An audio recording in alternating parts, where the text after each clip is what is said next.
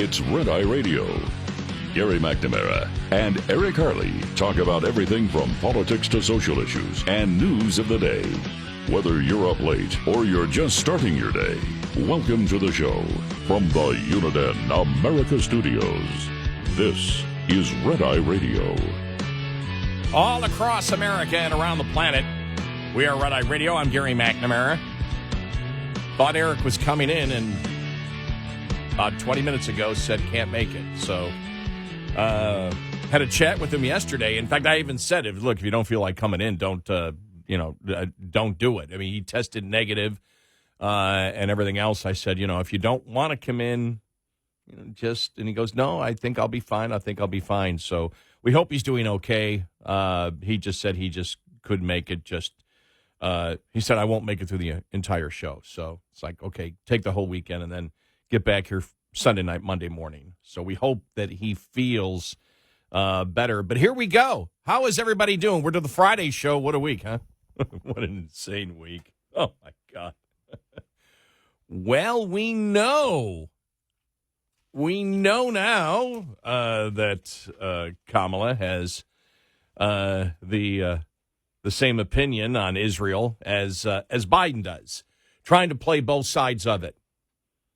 And I want to just play what she says here, where she said, it's not a binary choice. Yeah, it is. It is.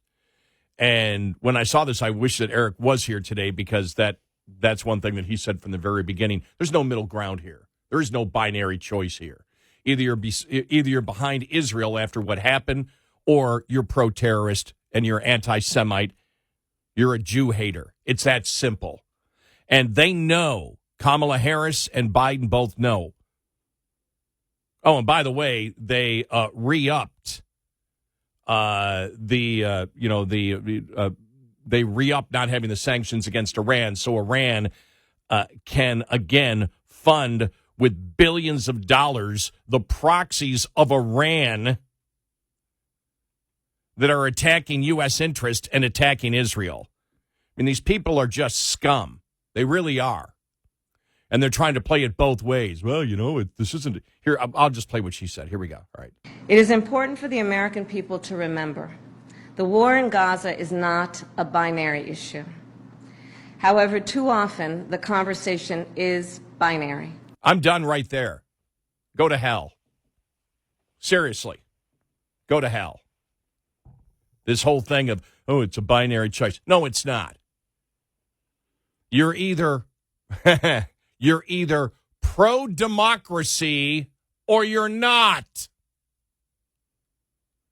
Excuse me. You're either, quote, pro-democracy, end of quote, or you're not. And this is the same crap we've heard from Biden. I mean, when you think about it, just how insane is it? I mean, we're here supporting Israel, funding Israel, not for everything, as we know, because it's a binary choice to them. Well, we're going to give Israel some stuff, but not all stuff, because Israel is hint, hint, wink, wink, nudge, nudge. They're evil in their own way. And I'll say it again: go to hell. Sometimes you got to take a stand with the obvious, and to ignore what happened on October 7th. As Democrats have done, where it's become mainstream in the Democratic Party. And the anti-Semitism. Look, with CNN last week, when CNN came out and said, well, Josh Shapiro, well, he's Jewish, and you probably can't have that as a Democrat. That was on CNN. That was a CNN analyst who's not a conservative. It's just like, it's absolutely mind-boggling, the Jewish hatred that comes right to the top of the Democrats. How do I know? Because they removed the sanctions that ensured that Iran had billions and billions of dollars to give to their proxies to not only attack Israel, but to attack United States interests, hundreds of United States interests and military sites all over the world over the last year. And they allowed that funding to go to Iran. And then they lie about it on a consistent basis. So I was really interested to see, okay, what is she going to say? because it's not a winning message that they have. So she has to say, it's not a binary choice. Yeah, in this case, it is a binary choice.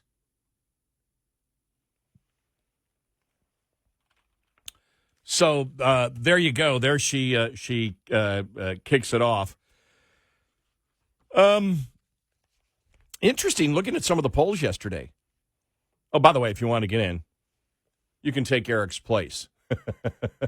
Well, just for the day, okay? 866-90 Red Eye. Looking at some of the polling out there, let me just look at here at Rasmussen. And I wonder if there's going to be a war between the polls. Now, as we said, we looked at the Reuters poll yesterday that had Harris up by 2 points, and we said, no, look at the political demographics there. You had way more Democrats sampled. They were oversampling Democrats in that particular poll. And so Rasmussen comes out this morning with their poll of likely voters. And they write here, we have done more Harris polling than almost any pollster, so this is no surprise to us, and it's consistent with our last Biden versus Trump poll. She did not improve on Biden. Now, let me just get to make sure that this polling is, it's the exact same as the other poll that was because they were looking at independents and the general election head to head, and then with everybody in, and they had 35% Democrat, 33% Republican, and 32% independent. I still think there's more independent. And that's the problem right now, is trying to figure out who's an independent and what does it mean when you ask somebody if they're an independent. But that's closer, way closer than the poll that we read you yesterday from Reuters that had Harris up by 2. But where you have 35% of Democrats in the poll, 33% of Republicans, and 32% independent of likely voters, not registered voters. And this was July 22nd through July 24th. Trump head-to-head 50-43 over Harris.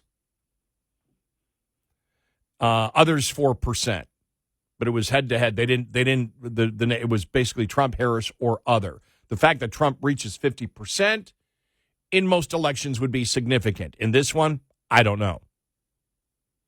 But when you put the entire crew in there, it's still the same. Trump up by 7, 49-42, RFK Jr. 4, Stein 1.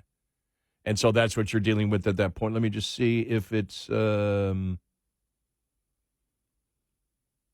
okay, that's it. I want to move it just back here a second because they also looked at independents. And this is independents only. Trump 53, Harris 33. Now, I'm telling you, I have never seen such wide differences in polling, especially things like independent. I'll find the poll that shows that she's up by 23 in one and 18 in another, and then Rasmussen's has Trump up by 20. So you're talking about 40-point differences in polling. I don't know which ones yet. We won't know until after the election. Somebody is not doing polling right. But I thought it was really interesting how Rasmussen came out and said, we've done more Harris polling than almost any pollster. So there's no surprise to us, and it's consistent with our last Biden versus Trump poll. One of the problems for Harris is every position she takes. When I saw John Kirby yesterday, I'll find the audio cut where John Kirby was basically saying, "Oh no, she's going to continue the great policies of the Biden administration." I'm paraphrasing there, but that was the message that was being sent out. I went, "Wow," as if they think that's a winner. Taking the binary position and opening yourself up to the Republican attacks, especially after they've continued not putting the sanctions on Iran that ensures that Iran gets billions of dollars to attack United States interest. I mean, the insanity of it. And, we've talked about this here for since October 7th of last year. about the funding for Iran, and we just said, how insane is this? And I still don't know whether independents view it as outrageous as we do. Democrats, it doesn't matter. As we said yesterday, they've accepted the craziness of their party. Most Democrats have accepted the craziness of their party. I had a conversation with a couple of friends yesterday again, and they're conservative, and I said, you notice that all of the acquaintances and friends and people that we know that are Democrats, and we're all talking during the Obama years and everything else, and then even when they would criticize Trump, are completely quiet now, completely and totally quiet. Well, silence is violence. That doesn't come from me. That comes from the left. Silence is violence. But the fact is, they're not defending, but they're not criticizing what's going on. So, but we were talking about everybody, all of our Democrat acquaintances and friends, family members, everybody is quiet. Nobody is really talking. And when it comes to Harris, it's simply basically victory. It's cheerleading, but nobody will actually get into, okay, what's the substance of what she believes? We really can't get into that. And then the first big thing is Israel. It's a binary. We want to secure Israel, but we're going to fund the enemy of Israel. We're going to ensure that they're funded and they have tens of billions of dollars to not only attack Israel, but to attack the United States. I mean, it's absolute insanity.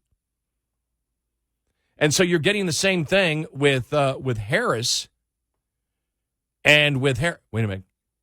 You're getting the same thing with Kamala. That goes back to yesterday, where who was it? Jennifer Rubin from the Washington Post. Well, they're calling her Kamala. That's sexist. It's misogynist calling her Kamala. You should call her Vice President Harris. And then they went back and fact-checked on her. We're in the last week or whatever it was, last week or last 2 weeks, she's been calling her Kamala. It's like the whole border czar thing. And what a zoo that was even yesterday. I mean, it's there are some great editorials written on that we'll get to during the show today. But it's been a crazy week. So if you want to get aboard and jump in on the discussion at any time, we would love to hear from you. Thanks for the comments that we got yesterday, especially on the first hour of the show where we focused on the whole the DEI thing and the racism that exists because of identity politics in the Democratic Party. And it's been institutionalized. It's systemic. It's inside the Democratic Party. And my frustration was not with the Democrats, because I've been criticizing identity politics for almost 35 years in talk radio. Way back when the attacks were on blacks. That's really the most amazing thing. When you think about the modern identity politics movement of the Democratic Party, which is judging people by the group that they're in, not as individuals. The first attack of the modern identity politics movement, of the racist movement, which they call anti-racism. Isn't that great? Anti-racism is racism. Let's just change the definition of everything. But you go back and you look at it, and the attacks were on blacks. Justice Thomas, black talk show host back in the late 80s, early 90s. And I know, because I was a part of that. That's where I got in. I think Rush went syndicated in 88, I believe. I'll have to ask Tyler Cox sometime. Tyler Cox, who was our boss, was at one point. Actually, 2 or 3 times Tyler Cox has been our boss, and he retired a few years ago. He was one of Rush's first bosses as a local talk show host in Sacramento. So I think it was 88. Because I remember I was not in talk radio yet, but I was a station manager of the radio station that I eventually started doing talk radio in. And I had heard Rush. And I said to our owner, let's grab him. Let's get him. And she wouldn't do it. And I said, come on, let's do it. Let's get it, ahead of it. We're moving to talk. We know we are. Let's get the guy who's the hottest out there. And when I say the hottest out there at that time, it wasn't that hot. I mean, stations, when a station, because I was working in the Buffalo market at the time, when a station finally took Rush, they only took 1 hour. They were scared to death. It only took 1 hour. And then it was like 2 hours, and then they went the full 3 hours. So I remember that. You know, the Larry Elders, the Armstrong Williams, and other black conservatives that came out at that time, and it was like, oh, my gosh, they were eviscerated by the left. Because to the left, all blacks must think alike. And if they don't, there's something wrong with them. How racist is that? So thanks for the comments that I got for the first hour yesterday. It was the rest of the show sucked, but the first hour was okay. But just appreciate all the comments. Great show ahead. 866-90-RED-EYE. This report is brought to you by Shell Rotella. With advanced synthetic technology, is designed to help keep your rig running with more mileage and less maintenance. On a hot summer day, the last thing you want to feel is a blast of warm air when you turn on your air conditioning. A malfunctioning AC system will leave you uncomfortably shifting in your seat. Not to mention, it can affect the safety and performance of your entire vehicle and your productivity. When issues with your AC system begin to occur internally, your truck will give you some warning signs. Those include a noisy compressor and a lack of water dripping from the cab drain tube while your AC is running.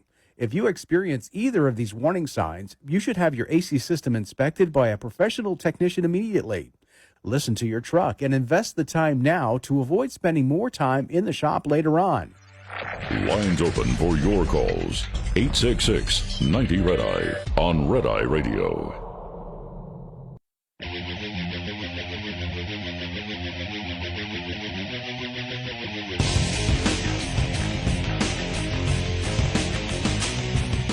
It's Red Eye Radio. Eric is still out sick. Hopefully he returns now. He tested negative, just so you know, yesterday, and thought he was coming in. We had a great conversation. We had a pretty long conversation yesterday, and we normally don't do that on the phone, but when he texted me and said he would be coming in, I actually called him to say, look, if you don't feel good, you know, give it another couple days. He said, no, I think I'll be able to do it. And then he just left me a text message. I think it was a little bit after 11:30, a little before, half hour before we went on the air, and he said, I just can't do it. So we hope that he is recovers from this and gets back here for Sunday night, Monday morning. And in a way, I'm it's what I told him yesterday. Just get the rest, and then you come back Sunday night, Monday morning, and then I won't have to do anything the entire week because he's ready to burst. He's just, he's got so much to say, and I told him, I said, well, when you come on the air, just go, and I'll just sit back and drink coffee and be entertained. He's just he was in Monday, and then he's been out the rest of the week. So with everything that's going on, he's just very passionate about the things that he wishes to discuss. So we will get to that. More on the interesting polling out there. We just hit one of the Rasmussen polling out there. There's some great op-ed pieces here. This is something that we asked yesterday, and it was Ted Rall in the Wall Street Journal. The headline, the Kamala Harris cult needs a personality. Her campaign has attracted true believers, but what do they believe in? And that's one thing that's been lost in all of this. What does she believe in? Just tell us what you believe in. Hey, you may not like Trump, but you know what he believes in, right? Does Trump have to lie about what he believes about the border? Nope. Does Trump have to lie about what he believes about the economy? Nope. Does Trump have to lie about what he believes about the concept of defunding the police? Nope. Does Trump have to lie when it comes to what he believes children's authority should be over cutting off their genitals? Nope.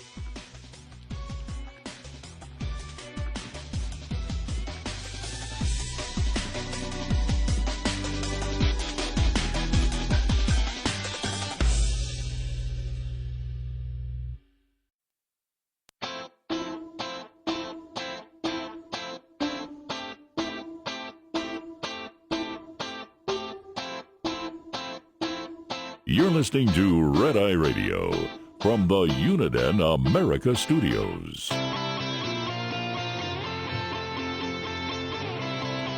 And I'm Gary McNamara.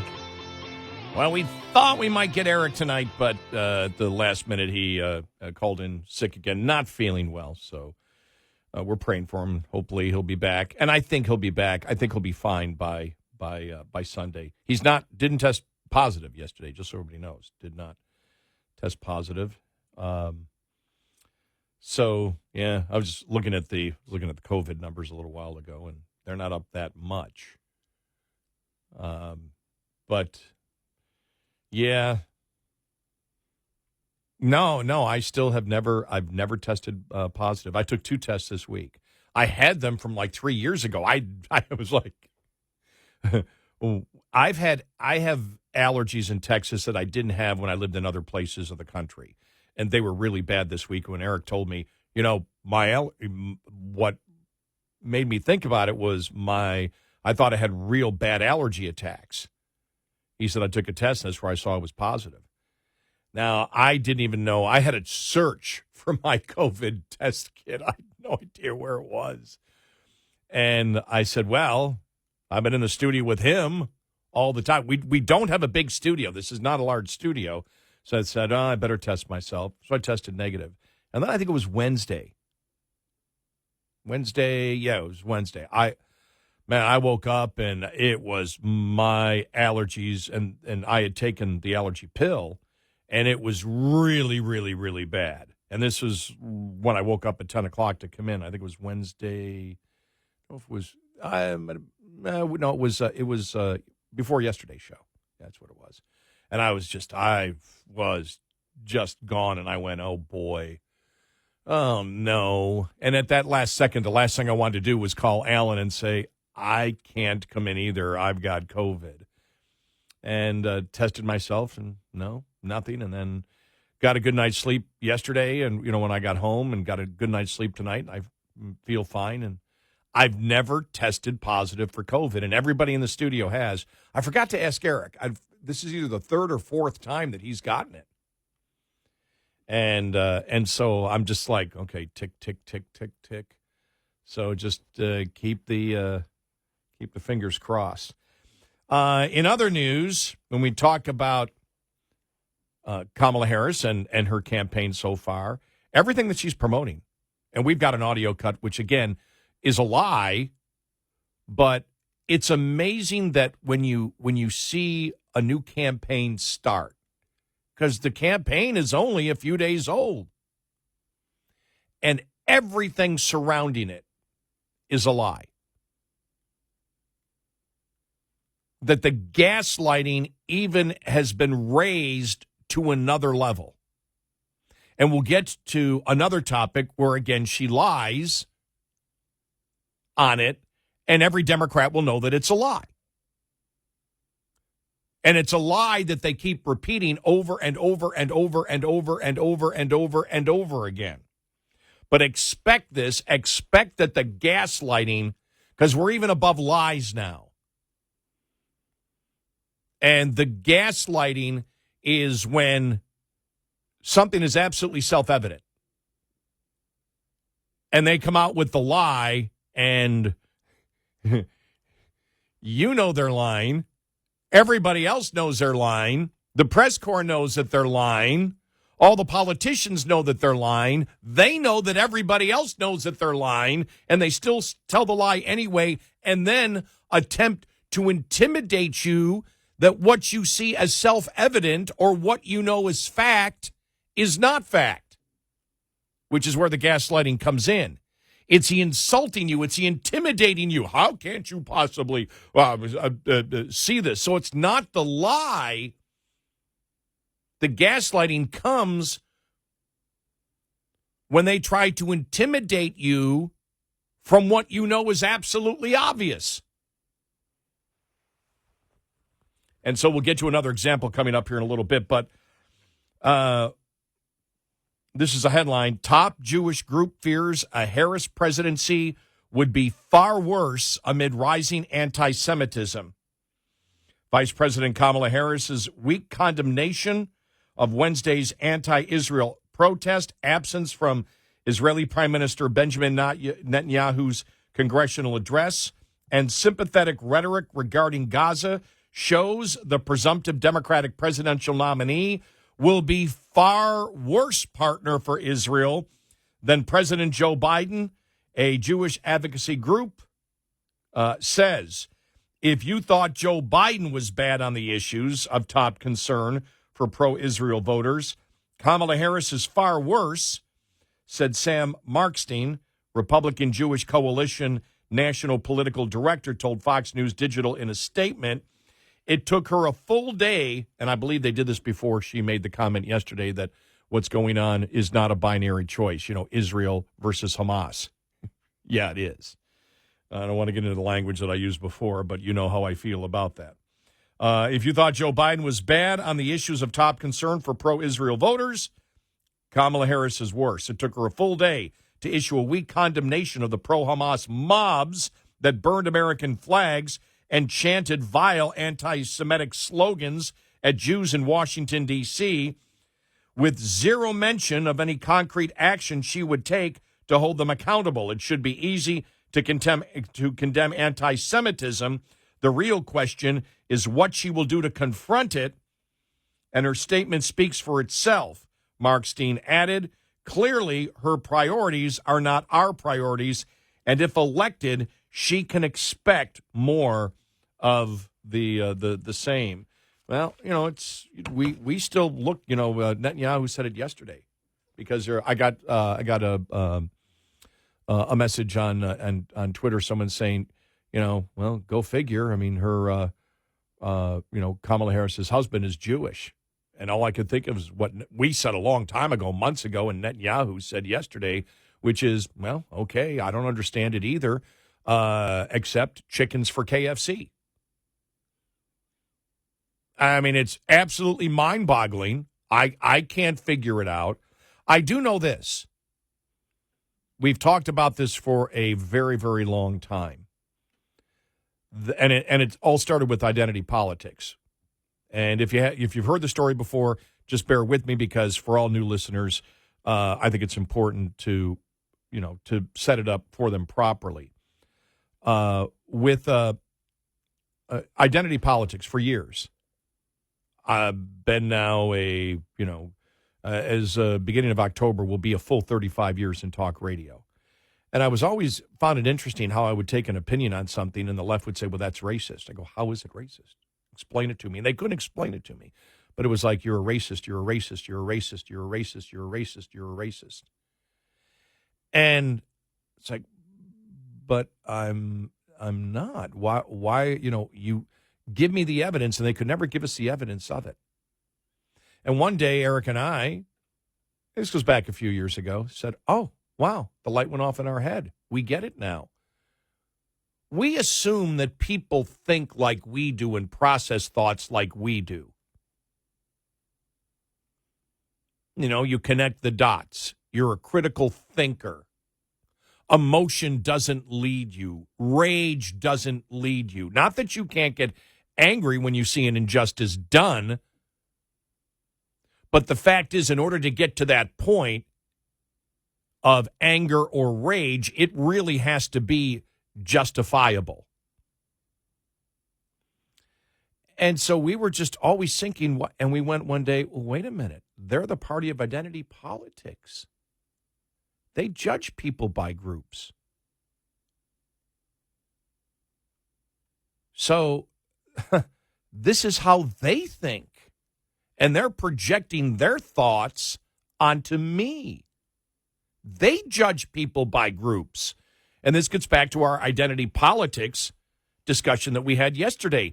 They're the ones that are doing it. They're the ones that are stereotyping. They're the ones that are blunt about it. And I'll say again to the Republican Party, wake up. They're blunt on their racism. Have a long-term marketing plan to point that out to the American people. Don't be on the defensive on racism. Be on the offense. And for some reason, the Republican Party is completely marketing impotent in doing that. I like that new phrase I came up with, marketing impotent. But I don't know how else to say it, because it's so blunt and obvious from the Democrats. And I finally, we both realized is, oh, wow. When you see there's a lot of white guilt out there. I believe there's a lot of people that are white, that are Democrats, that feel guilty for their bigotry and their racism. I saw it last week. I think that's what Elon Musk was accusing Mark Cuban on, when Mark Cuban, I don't know where he was, but he was out somewhere talking about privilege and privilege and privilege and privilege and privilege. And Elon Musk went, "You're a racist." Like, wow. But in order to get that point, you have to feel guilty. You have to feel guilty for your personal thoughts. I can look at racism. I said it yesterday. To me, there probably nothing ticks me off than people judging people by groups and then judging them in a negative way if they don't fit your particular narrative as a group. That you don't look at everybody that you meet as an autonomous human being who has the ability to have their own character, their own thoughts, and their own thinking, where you don't attach it to a group. And I think that's what we've always believed. That's what's going on. They feel guilty for their racist thoughts. They understand they're Democrats and they belong to a party that is institutionalized identity politics. And we need to talk about it more because it's the cancer inside the Democratic Party. And it's obvious to everybody. All you have to do is look at it. And for the life of me, I have no idea if any Republicans, if you're hitting the Georgetown bars, any members of Congress, think about this as on your way home, or if you're listening to the podcast tomorrow. What the hell is wrong with you? It's obvious. It's been obvious. They're the racist. They understand they're the racist.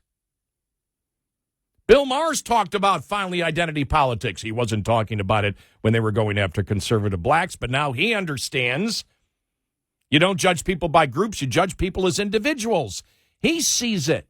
Tim Ryan, when he ran against Nancy Pelosi, the former congressman, when he ran against Nancy Pelosi for speaker, that's what he ran on in 2018. We got to stop the identity politics. We can't judge people by groups. And that's where they are.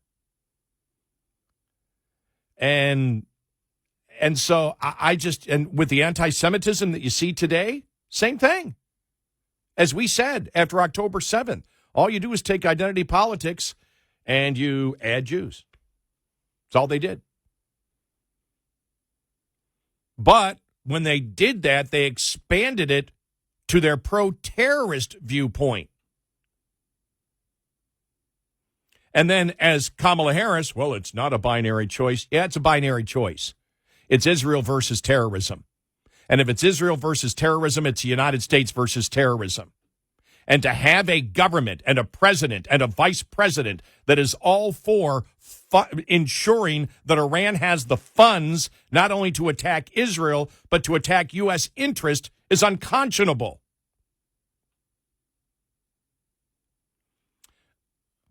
What are your thoughts? Tell me where I'm right.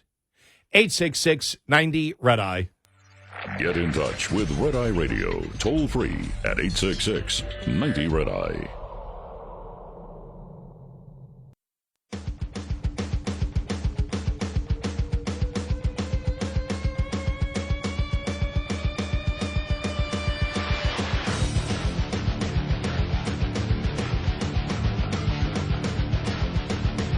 It's Red Eye Radio. He's Eric Harley, still under the weather. I'm almost positive he'll be back because I thought he was going to be back today, but he called in late. But I'm almost positive he'll be back by Sunday night, Monday morning. So that will be good. And I'm just going to take the week off because when I talked to him yesterday on the phone, he was just, let's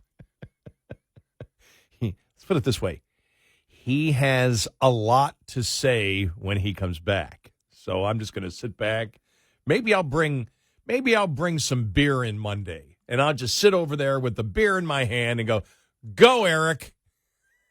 I'm just going to sit back and watch it for a little bit. But I feel so bad. And as I told you yesterday, I said, I know what he's thinking. He's just bursting with stuff in his mind over the last week. And it's exactly the way he was on the phone yesterday. So. All right, coming up, we've got some great audio cuts. And again, I find it interesting that Kamala Harris coming out is following exactly the Biden model. And there's nothing fresh, there's nothing new. It's the same old lies. It's like there's not even an attempt. It's almost as if she's, I'm going to quiet quit the campaign. That coming up.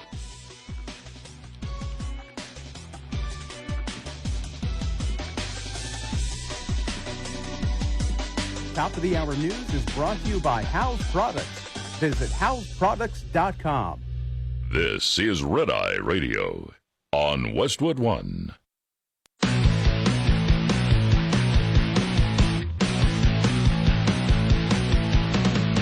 Now, it's Red Eye Radio.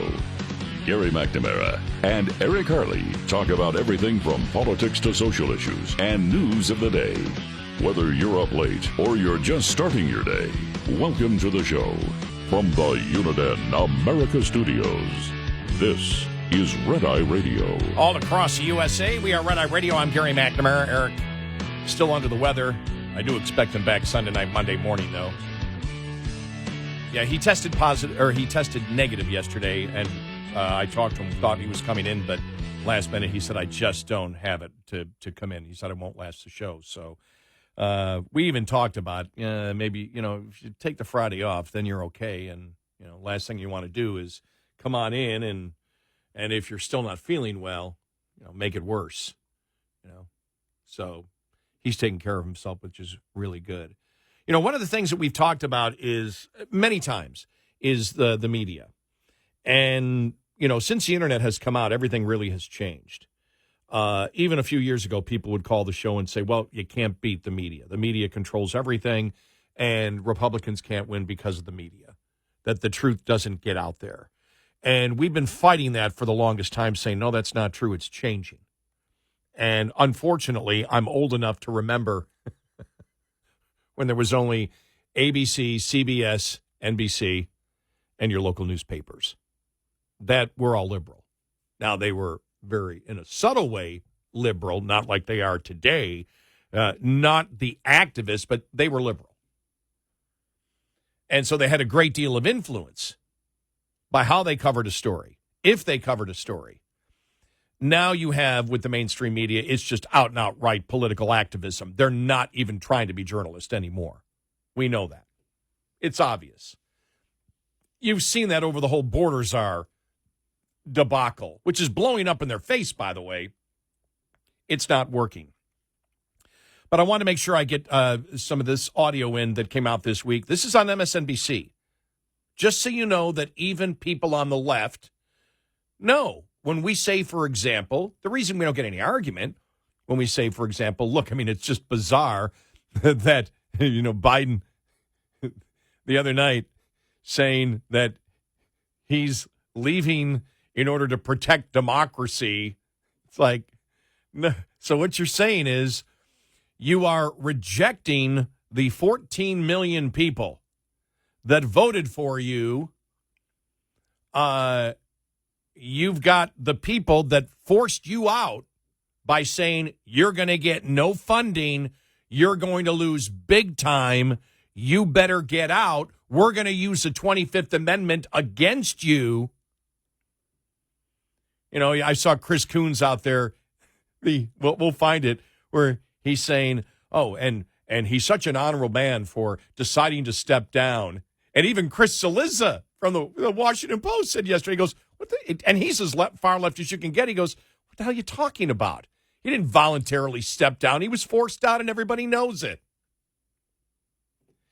And so you wonder, does the left really know? Does the left know? Does the average voter know what's really going on in their own party? Do they know it? But just like everything else, where you see the left voters They don't get upset about the radical transgender movement. They don't get upset verbally. You don't hear it publicly. They don't get upset about a ton of insane things that are being promoted by the Democrats. So a lot of people say, well, that's because they don't get the message. They don't know. Well, here's MSNBC's focus group of Wisconsin liberals. All right. And the question that was asked is, how do you feel about the process of Joe Biden stepping out and Kamala Harris being put in? Here we go. How do you feel about the process in which President Biden decided not to run for re-election? Well, it would have been nice if he made this decision a year ago so we could have had a primary and, maybe decided who we want to replace him rather than just all flocking to Kamala Harris. I think by trying to clear the field and ensure that it was going to be Biden and make sure that there wasn't any sort of not allowing us to have an actual Democratic primary process, I'm not saying I think Kamala Harris is going to lose, but I do think that we would have been benefited significantly if he had figured this out far sooner, so there could have actually been more time to have an internal debate, have internal democracy within the party. So they know exactly what's going on, but they're accepting it. They understand. They're very blunt and said, no, they know it's not the democratic process. They know it's the elite or the party leadership deciding for them. And so they recognize it. They understand it, but they're okay with it. Here's another comment. I don't like the process either. We started the conversation with there are people behind closed doors and curtains making the decisions for us, and it's supposed to be a process. We're supposed to be part of it. So that part I don't like on principle. So they know. They know. And that's the advantage for Trump right now, is that they know, which means independents know. And so it means the message is out there. And early on, you had some on the right saying, well, we shouldn't be hitting the democracy thing too hard. Just hit him on the issues, hit him on the issues. And I said, no, you hit everything. Because the public will absorb it. They'll know. They know it's not a democratic process going on. It's obvious. And so every time, when Biden said it again last night, I decided to step down to save democracy. Even liberals.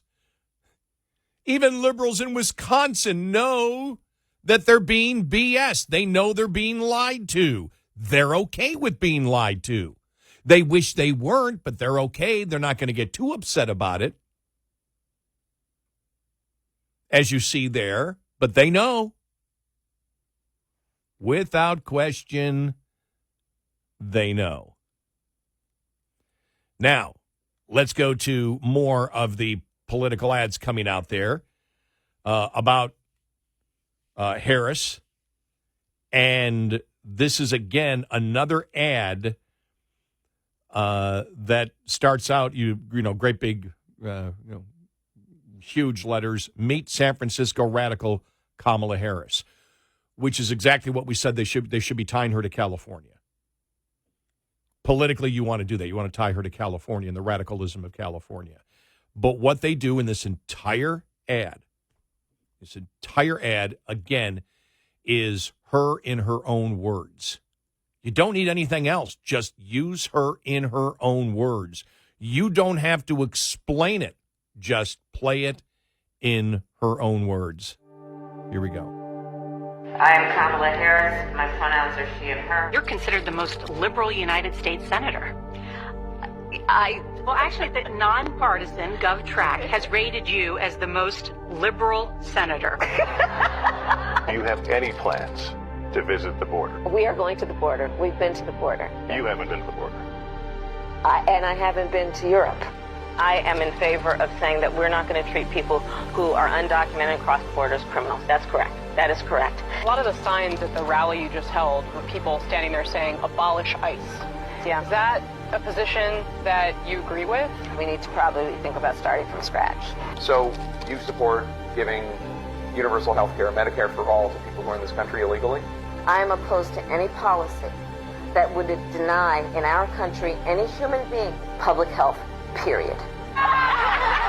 are you for defunding the police? How are you defining defund the police? It's actually wrong and backward to think that more police officers will create more safety. We need to get rid of money bail. Convicted, in prison, like the Boston Marathon bomber, on death row, people who are convicted of sexual assault, they should be able to vote? I think we should have that conversation. I am prepared to get rid of the filibuster to pass a Green New Deal. I have always supported Medicare for all. I was very happy to sign on to Bernie's bill, and I give Bernie, frankly, a lot of credit. There's no question I'm in favor of banning fracking. Do you ban plastic straws? I think we should.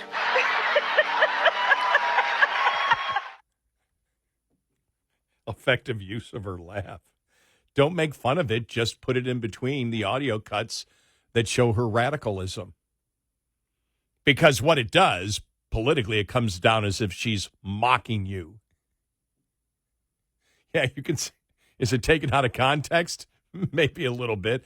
But it does point out the radicalness of her. And putting that laugh in is extremely effective. Extremely effective. Oh, by the way, just quickly, since we're mentioning it, the whole J.D. Vance thing on cat ladies and all that. As we have said, you have to make sure that you say everything correctly. Now, I know that the Republican Party and the Trump campaign has come out and said, look, when he's talked about this many times before, here's the context that he put it in. Well, the problem is he didn't do the entire context, even though he did in previous speeches. And he talked about the fact, of childless, cat ladies, but when you see his full explanation of it, when he was in Tucker Carlson, he didn't give the full explanation. But in other speeches, he gave the full explanation in context. He said, I know people can't have kids. I know there are people that can't find the right woman or the right man and don't end up getting married. He goes, I am specifically talking about, he said, liberal women that don't want families, and don't believe in the institute of marriage, which is something that's been discussed, many times before. But the problem is that you've got to make sure that when you're a Republican, that you put everything into its proper context if you're going to say it. In every time you say it, in every arena, otherwise you will be attacked for it.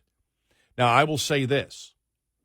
If J.D. Vance comes out and says that the problem is childless, single, elderly, cat-owning radio talk show hosts, I will still vote for that ticket. And I did workshop this yesterday with two of my, dear, wonderful, beautiful, gorgeous conservative women that I know that are single, childless, and cat owners. And the response from one was, okay, so you're comparing that to the belief, number one, of defund the police, the belief that we should fund Iran, the belief that children should be able to make decisions to cut off their genitals. Sorry, that means nothing to us. And then out there, it's Meghan McCain. And, we're just so upset about it. I'm Jennifer Aniston. My hair doesn't look as it did 30 years, as good as it did 30 years ago. And I'm so upset. It's like, but that's going to go away now because the context's been put out there. And the only thing you can say is, well, he didn't do the context at this particular point, but it's not going to go anywhere. That's not as big as the actual issues that exist out there. And I'm doing okay as a childless, elderly cat owner male. Oh, man. I want to play this also because this is just some of the audio that's out there. And this is the thing that Kamala Harris can't get past. Because you think about it. With J.D. Vance, it's the cat lady thing. What was the other thing they had on him? There was something else that they had, a couple of retractions. I can't remember. There's, the couch one, the couch. And there was another one, too. There was another one. And they had to retract both of them. mean, they're looking for anything, but anything he says compared to the things that she believes, that she says in her own words, as we played in the commercial, doesn't even come close. You know, the comparison's like, nah, sorry. You know, it's like, well, we need to compare. We need to equalize the comparisons between Israel and Hamas. I don't think so. But this is another piece of video that came out the other day. This is a video of her at a Senate confirmation hearing in 2018, attempting to compare ICE to the KKK, just to understand, you know, what she believes. And I think that Republicans would be very, very happy to say, if we have it out of context, please let us know on any of the issues that she believes. Please let us know. In fact, do a tough interview with somebody who disagrees with you so you can put all of your opinions in context. I don't think Republicans are scared at all about allowing her to be interviewed where she puts all of her beliefs into context and she tells the truth about what she believes. But this goes back to 2018. Here we go. Klan was what we would call today a domestic terrorist group. Why? Why would we call them domestic terrorist group? Because they tried to use fear and force to change political environment. And what was the motivation for the use of fear and It force? was based on race and ethnicity. Right. Are you aware of the perception of many about how the power and the discretion at ICE is being used to enforce the laws? And do you see any parallels? I do not see any parallels between sworn I'm talking about perception. officers and agents. I'm talking about perception. I do not see a parallel between what is constitutionally mandated as it relates to enforcing the law. Are you aware that there's a perception? I see no. Are you aware that there's a perception? That puts ICE in the same category as the KKK. Is that what you're asking me? No, I'm very specific about what I'm asking you. Are you aware of a perception that the way that the discretion I see no parallel. I'm not finished. I see none. I'm not finished. I'm not finished. Are you aware that there's a perception that ICE is administering its power in a way that is causing fear and intimidation, particularly among immigrants and specifically among immigrants coming from Mexico and Central America? Are you aware of that perception? I do not see a parallel between the power and... So you can see where she's going. ICE is like the KKK, which, of course, is absurd. And you can see she's pounding it over and over again. That's her problem. 866-98 Red Eye. We'll be right back with more Red Eye Radio with Eric Harley and Gary McNamara. Brought to you by FPPF, Fuel Power Max. Surviving and thriving as an owner-operator has just as much to do with managing costs as it does with generating revenue. Like the chief financial officer of any company, you have to be concerned about rising costs, especially without increases in revenue. Trying to reduce costs, let alone make sense of them, can be a complicated task. Understanding basic principles of operating costs can save you thousands of dollars a year. A penny saved could be $1,000 earned. Saving just 1 penny per mile over 100,000 miles driven annually will deliver $1,000 to the bottom line at the end of the year. Owner-Operator Business 101 is provided by Overdrive's Partners in Business program. Go to overdriveonline.com to the Partners in Business section of the website for more details on this and many other topics. Brought to you by Shell Rotella, with advanced synthetic technology is designed to help keep your rig running with more mileage and less maintenance.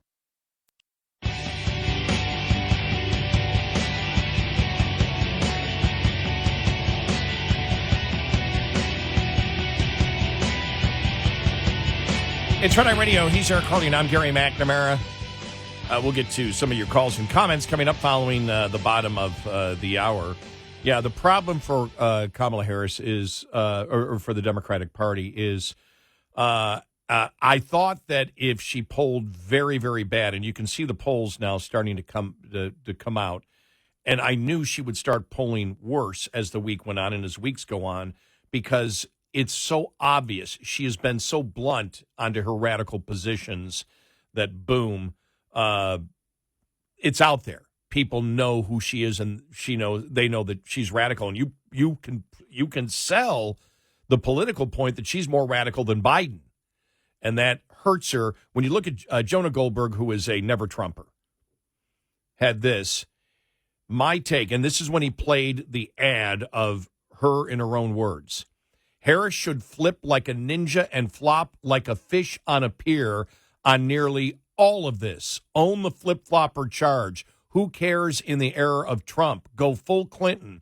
The left will forgive you, and the middle will admire you. Own this stuff and lose bad. So what he's saying is, don't tell people that everything that you've believed your entire life is false, and that you're a MAGA conservative Republican in order to beat Trump. That comes from a never-Trumper. Wow. That's a problem for her.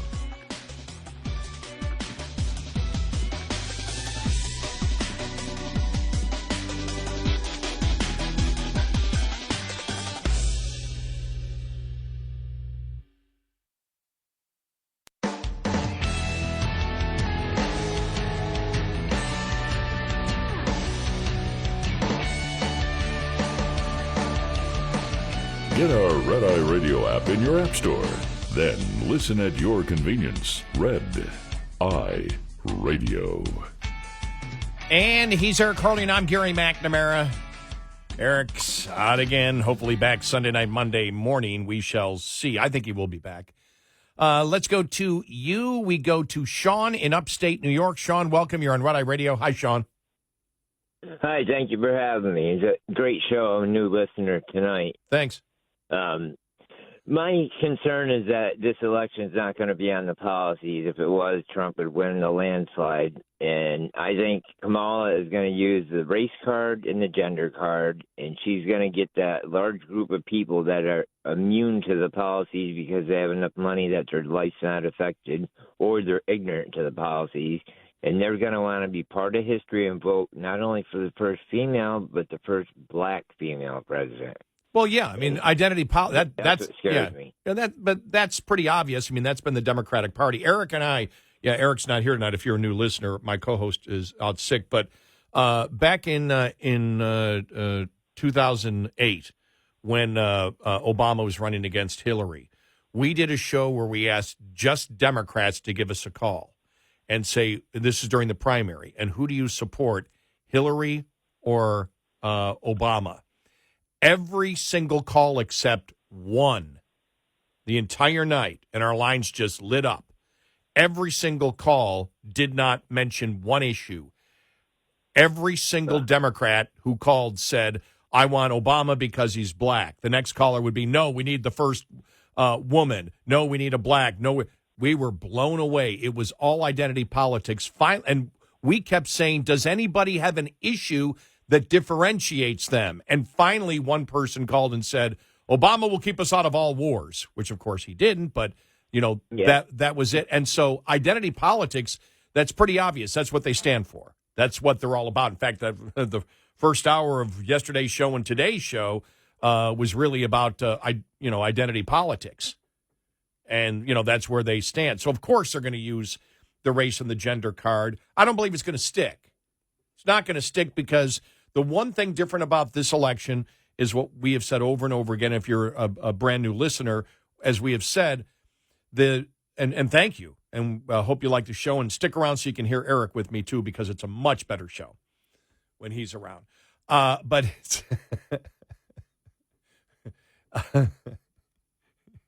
Eric's listening; he's rolling his eyes. Shut up! Just do the show.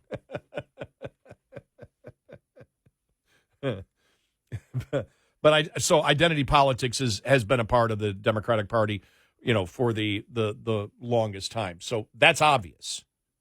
It's absolutely. I mean, that's one of the things that they're afraid of now, because I can guarantee right now, inside the Democratic Party, they're worried. They understand the polling. We had said this. I really don't see much of a bump for Harris coming in. There might be a little bit of a bump. Traditionally, there would be. But the fact is, Trump still leads overall in all the polls. You have some anomalies, and we brought them to you, some outlier polls, and we talked about the political demographic makeup of it. But when you look, for example, at the Rasmussen poll, there, as we said earlier, there's a 35 to 40 point swing in the polls. Somebody's not right. And the problem is for her, because we know that was the fear. The fear was, well, we have to anoint her because if we don't, then we passed over a black woman and there'll be a revolution. But the story is out there. Now, I saw the story yesterday that Obama is eventually going to come around and support Harris. But right now, we're here at Friday. She hasn't made an impact on any of the issues, and I do believe this is an issues election for the independent. It might not be for the liberal. They may just say, we're going to die on the hill of identity politics and racism. They may say that. But the fact is the independent isn't. The biggest, if you're a new listener to the show, as you said you were, the biggest enemy right now of Democrats is not the Republican Party, it's reality. Inflation exists. It affects people every time, every day, all the time, and it hasn't gone away. I went to Home Depot today because you had to get the fire ant killer, the regular bug killer, and the fertilizer to put on this weekend. And I got that and just a couple small things, and it was like $110. I'm on with my dad, talking to my dad as I'm doing it, and I'm like, oh my gosh. I said, how long was I here at this self-checkout? He goes, seems like 30 seconds. I go, $112 later. And so it's something that, I can afford it, but it doesn't mean I don't notice it. There are a ton of people out there that are really struggling right now. And it's like the Democrats don't seem to care. And that's what's if anything's going to do them in, that's what's going to do them in. And the other thing is the border now is a national issue because it's affected people in the cities. And that's the problem that they have. And then she is so radical on so many of the issues out there. I don't see her getting over it. I mean, this one's going to get a lot of play. Here's one right here. All right, here we go. We've been to the border. So this whole thing about the border, we've been to the border. We've been to the border. You haven't been to the border. And I haven't been to Europe. And I don't understand the point that you're making. We've been. Well, you're an idiot. Things like that are so bad, and the Republicans are going to pound that. We said it. The Eric Harley quote, just point. And you point by playing it in their own words. Here's what she believes. Here's what she believes. Here's what she believes. Here's what she believes. Here's what she believes. We know what Trump believes. You may sit there and say Trump is wrong on this, but you know what he believes. And that's why if people are saying, well, Jonah Goldberg, for example, she should flip on everything. She should lie on everything and say that was his administration. I'm not like that. Well, she is. She's worse. She's a worse liberal. She can't hide it. The Democrats can't hide what they believe. But Trump, you can say I disagree with him on the issues, but on the issues, roughly 65 to 75% of the population and the voting public agree with him on the issues. That's a problem. They don't agree with her. And that's what Jonah Goldberg, when I read it, before, and I read it the other day, the Never Trumper, when he said she needs to flip-flop on everything. Yeah, because she can't get elected if she tells the people the truth. The Democrats, if they tell the truth, and if they don't lie, they can't get elected. Why do you think the whole borders czar thing was there? They're panicking over the border thing. She wasn't border czar. She wasn't border czar. She wasn't border czar. And that came from the Republicans. And then the Republicans put out the ads. Here's all the mainstream media going, Kamala Harris, the border czar. Kamala Harris, the border czar. I mean, it's terrible. It's horrible. I've covered politics to know I have not seen such a disastrous week of a rollout of a candidate in my life. And it's going to have an effect. And I believe more of the traditional polls than the outlier polls that shows, she's had this 20-point swing. There's no way. Or a 15-point swing on young people. I don't buy it. And there was one that showed her up independents by 23, and then Rasmussen comes out and shows, no, she's down by 25 or whatever. I don't have it in front of me here at the moment. I'm like, well, that's like a 40 to 50 point swing. One of these polls isn't accurate. And do people really see, do independents, not Democrats, there may be some energy in Democrats because of Kamala Harris. I think that's slowly disappearing. And I think playing the audio of those progressives in Wisconsin, no, they know what's going on. They know that the party elite is running it and their votes don't mean anything. And they don't like it, but they're putting up with it. Why? On what issue? I can't tell you.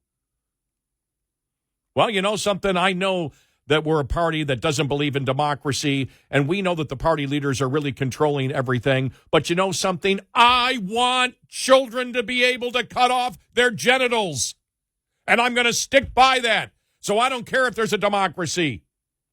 I'm going to sit there and say, no, the Democratic Party must be behind the pro-terrorist Hamas genocide narrative. And so we're willing to put up. I can't tell you. I don't know what issue, if you're a Democrat, except for abortion.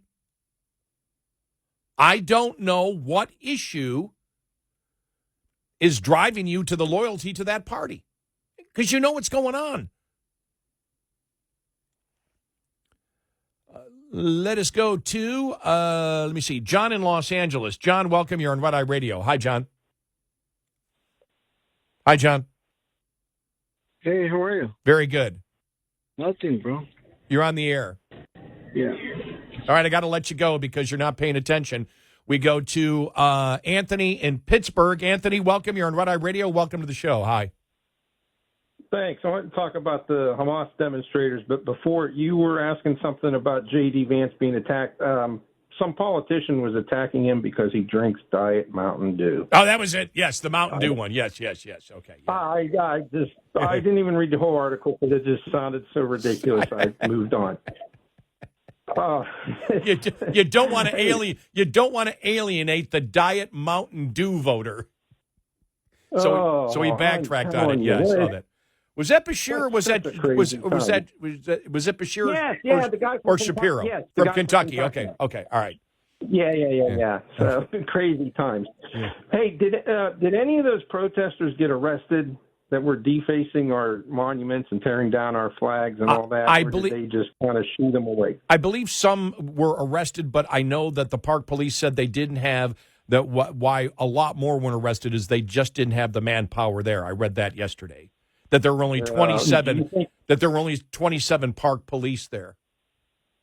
I'm afraid that they're just getting revved up, and I think it's going to be worse in Chicago. And just wondered if you think. Obviously, we know they're going to be demonstrating in Chicago, but I just wondering if they're going to be busting them in from all over, and it's just going to be worse. I think that's a great possibility, especially because as we started the show off with her, saying this isn't a binary issue here, but we're fully supporting Israel. That's not what they want to hear because, number one, neither Kamala Harris or Biden fully support Israel because, for God's sakes, they're for funding, making sure Iran gets billions of dollars by reversing the sanctions of Trump. So it's a ridiculous point they're trying to make, but they're trying to ride the fine line of, well, let's blame both sides. And the Hamas supporters, the pro-genocide, pro-terrorist, insane people don't want to hear any of that. So I think there's a great possibility.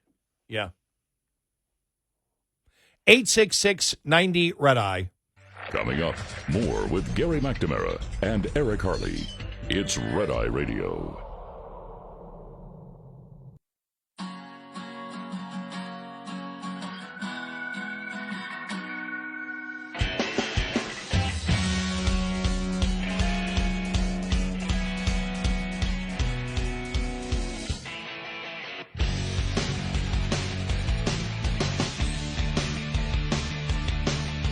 It's Red Eye Radio. I'm Gary McNamara. Eric has the morning off because he's still under the weather. Hopefully he's back for Sunday night, Monday morning. I believe he will be. Let's go to James Carville because I said this is the last couple of days has not been good for the Democrats. You had all the fake hype and everything else, and you're saying, well, that's just from your partisan point of view. Well, I don't only hold that. James Carville, the well-known Democrat analyst for decades, understands it. Here he is on MSNBC. Well, I hate to do this, but I got to be the curmudgeon. I have to be the skunk at the garden party. This is too triumphalist, okay? This is everybody's giddy. I look at the coverage and it's great, and if I had to write a play about what I think it's going to be like, it would be entitled The Ice Pick Cometh, okay? Get ready, they're coming, all right? And it's good. Everybody should feel good and liberated and everything else. But if we don't win the election, we haven't done anything. We haven't changed the temperature in America. We haven't changed anything. And I think the vice president, I hope that, her campaign is getting ready. I hope they're listening to my friend and fellow New Orleanian, Don Brazil, who actually, I think, has the same kind of view of politics that I do. And they're coming at us. And they're going to keep coming. And this kind of giddy elation is not going to be very helpful much longer, because that's not what we're going to be faced with. And I think the vice president, put it in athletic terms, needs a really good cut man in a corner, because she's getting ready to get cut. Now, he always talks like this, never gets to the specifics of it. We played something from Carville the other day, and we said, what is he missing? He's not talking about the issues. I mean, that's where the weakness is. They make it sound like it's a Miss America contest or something. Well, we're just judging it strictly by personality and or identity, which they are. But Carville knows it's about the issues. And they can't say that. We're too radical far left. Now, Carville has come out. I will give him credit on this, and said identity politics is killing us. Well, what's identity politics? Racism! I swear to God, Carville hits the Democrat Party more on identity politics than the Republicans do. And for the life of me, I don't know why the Republicans don't have a long-term marketing plan to point and go, they're the racists, they're the ones that practice identity politics.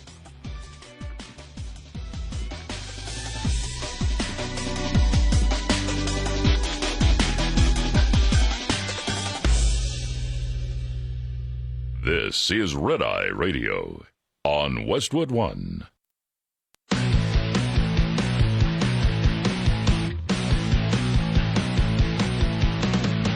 Now, it's Red Eye Radio. Gary McNamara and Eric Harley talk about everything from politics to social issues and news of the day. Whether you're up late or you're just starting your day, welcome to the show. From the Uniden America Studios, this is Red Eye Radio.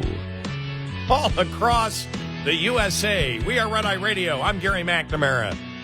He's Eric Harley. I'm going to make the prediction that he returns Sunday night, Monday morning. In case you're just tuning in right now, I had talked to Eric yesterday. He had texted me and said, I'll be in. Fever gone, feeling better. It's like, all right. I was all set. Because I figured I could quiet quit. I wouldn't have to do anything because he was just so pent up with so many things. Like, I could just sit back. I was really thinking of stocking the refrigerator with beer and sitting back and going, all right, Eric, I know you can talk for 5 hours. I'm just going to sit back. And he left me a message just before showtime saying he just couldn't do it today. He thought he could. And you know that optimism when you're sick for a few days, you're like, okay, I feel a little bit better. I'm going to come in. He's tested negative for COVID. And he can't get it again because I'm not going to buy any more. I don't want to buy any more of the test. It was way back in my kitchen pantry. By the way, that's another thing, another project. I've got to go through the yearly cleaning of my kitchen pantry. Took me like 20 minutes. Where are those things? Did I have some left? So I used 2 this week just to make sure that I wasn't positive. But he just nauseous, and he said he got ready, and he said, I just knew I couldn't make it the full show. So one of the reasons after he texted me, I called him. I was like, you sure you want to come in? Because I'd rather, you know how it is for all of us. I'd rather you miss one more day and then be fine now for the next year or two before either of us gets sick from anything and just get better and, be ready. So I believe he'll be ready. and back on Sunday night, Monday morning, which is good. All right, I just started laughing when I read this. Am I pronouncing his name right from National Review? Jeffrey, is Blehar? Is that Blehar? Whatever, but he's a great writer. He's a funny writer. Not sure exactly if I'm pronouncing it correctly or not, but he had an article, and I was just reading it during the break and laughing. Did you hear the news? In a process that had nothing to do with party democracy, so stop asking questions and get in line, peasant. Vice President Kamala Harris is now the presumptive Democratic presidential nominee and is off to the races. Forget how she got there. Forget why she got there, even. Joe Biden certainly did nothing whatsoever to explain the answer in his supposed address to the nation last night, except to selfishly note while sitting in the Oval Office that he suddenly stepped away from the presidential race, but not the presidency yet, mind you, to unite the party. Thanks for making it clear who comes first, President Joe. In fact, forget anything you may ever have heard or read about Kamala Harris prior to 3 days ago. For in the eyes of all mainstream media, this woman has been not reborn like a phoenix, but even more dramatically, born anew, sprung fully formed from the fallen head of an aged Zeus after he nodded off one too many times. This Kamala Harris, you've never seen such a charismatic powerhouse like this before, friends. This woman has no sins upon her name, and how mega of you to suggest otherwise. You say that Kamala Harris was prominently assigned in public a border czar task? You made that up. Was she rated the most liberal senator in America by GovTrack in 2019 when she ran for the Democratic presidential nomination? It never happened. She advocated mandatory gun buybacks? You're wrong. Enthusiastically embraced single-payer health care? No way. Endorsed ending the Senate filibuster to pass the full Green New Deal? Not a chance. She is not cleansed of any sins. Her sins never existed in the first place. Of course, all these things and more happen. Kamala Harris has a past, and no matter how many times the mainstream media tries to gaslight the public, like Jonathan Frakes smugly telling you you're wrong for 4 seconds, no true fresh start, can really be in the offing for her. She inherits the Biden administration's record, as well as her own prior to that. She comes attended by her own natural weaknesses. She sheds only his age. So the closest she can really get to a fresh start is a fresh face as her vice presidential pick. And then he goes into talking about the vice presidential pick that he believes probably should be Shapiro or Bashir. But he talks about Shapiro being a Jew. And, CNN talked about that last week. Well, I don't know. It can't be a Democrat and Democratic Party vice presidential or presidential candidate and be a Jew. Can't have that. But it's really the gaslighting has been so great, and the public has understood that the gaslighting is there. And when we look at what the Democratic Party did and said to hell with the voter, we played, that was on MSNBC. All these progressives that aren't happy that, that they've basically been set up by the elite of the Democratic Party. They're going to deal with it, or they will accept it. As I said, if the same thing happened in the Republican Party, you'd have a revolution.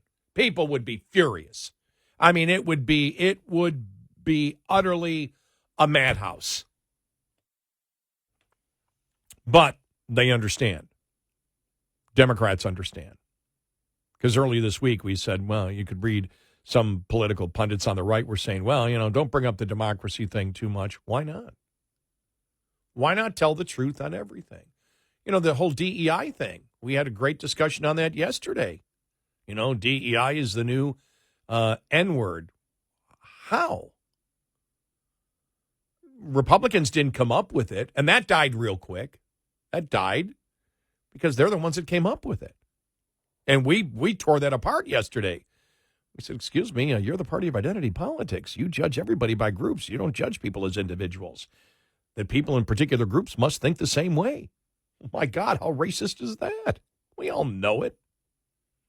I said, well, okay, you're saying that she was appointed because of her merit. Well, let's listen to Joe Biden. And we played the Joe Biden audio cut where he talked about how important DEI is and that a great representation of DEI is her.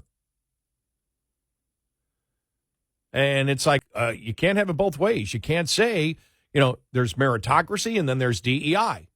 Are they the one and the same? And so that got blown out of the water, and it's just been such a bad week. I have never seen a presidential candidate come out like this. Now, I expected this because she has a history, and she says radical things, and it's tough to put that back in a bottle. And the fact is, here's the problem. And we played James Carville last hour, who said, we're too giddy. They're coming after her. Well, how are they coming after her? Will it be unfair? No. You've seen it. They've come after her in her own words. You don't need to be unfair to Kamala Harris. We know where she stands. The problem is Carville won't say it this way. Here's the problem. Everybody knows what Donald Trump thinks.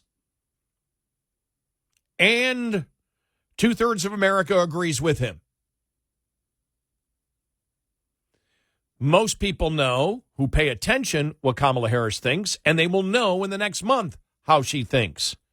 And the majority of Americans do not support her radical agenda. It's that simple. And if there was ever an election about issues, I believe this is the one, because this is where all the promises of liberalism have hit reality.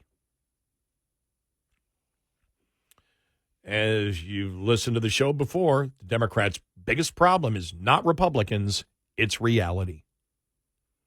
And the number one issue on reality, inflation, government spending, loose monetary policy to acquire much more debt. That's what caused it. End of story.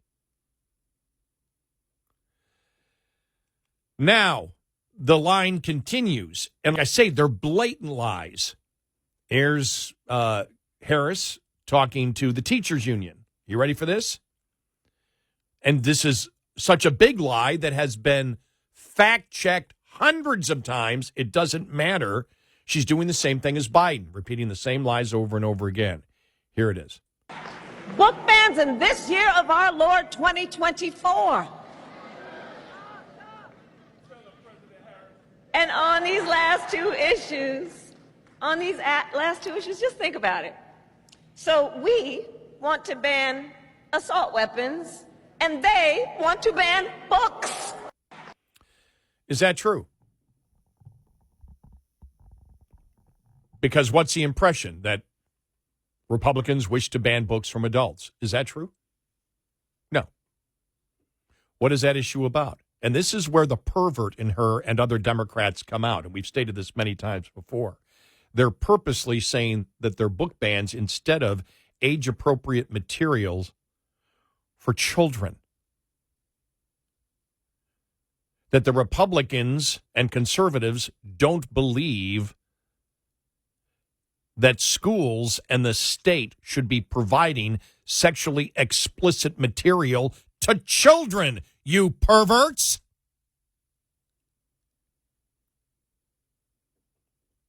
And the fact is, using the term the Lord when she's promoting sexually explicit material for children and then lying to imply that it's about banning books for adults. Everything that has happened this week to kick off her campaign is not the truth. The evidence, part of the evidence, number one is Carville and how worried he is right now. But I think the perfect example is Never Trumper Jonah Goldberg, who said she's got to lie about everything. Everybody will accept it if she lies about everything. Just lie about everything, and you'll get elected. Because there's enough, his point is there's enough ignorant people out there that will believe it and go, oh, well, she's pretty moderate. Oh, okay, we didn't know that. Fact is, though, you can't put that back in the bottle because it's out there. She would have to come out and say, everything that I've said before, I only said because Joe Biden believes this radical agenda. I don't. That's not going to happen. And I saw he even posted the other day, well, she's taken so much of his campaign staff that can't happen. It's not a possibility. But think about it. The never-Trumper who says Kamala Harris needs to lie about everything in order to win. That's why this thing is falling apart just after a few days. They've got to lie about everything. Wow. Just amazing.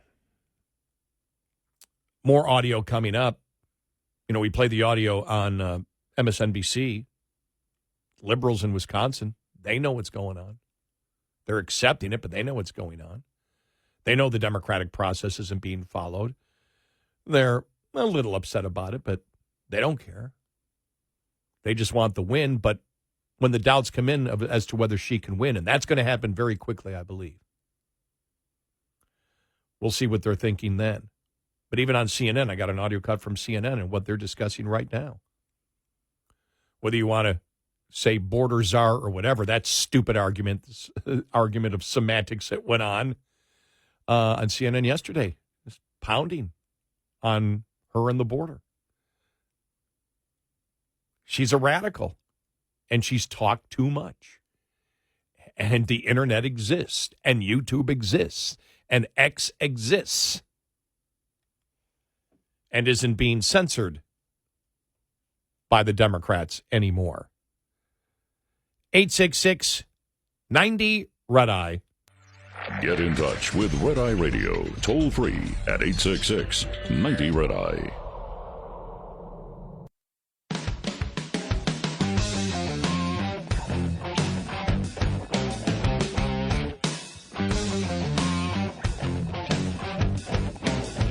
It's Red Eye Radio. I'm Gary McNamara. Eric's out again, hopefully back Sunday night, Monday morning. Let's go to Steve on Long Island. Steve, welcome. You're on Red Eye Radio. Hi. Hey, first time calling. I'm excited to talk to you. Thank you. I'm going to do my best Peter Ducey impression. And this is going to be a question that he should be asking to Karine Jean-Pierre, whatever her name is. Mm-hmm.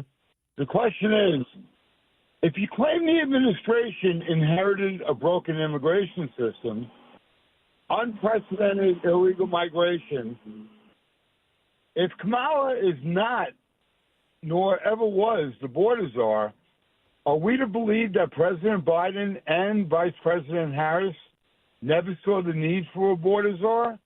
Thus, there is no czar at all? You know, that would that be a logical question? Yeah, it would be, but the debate's over. They got burned on it. You're not going to hear much talk about this anymore because they got burned.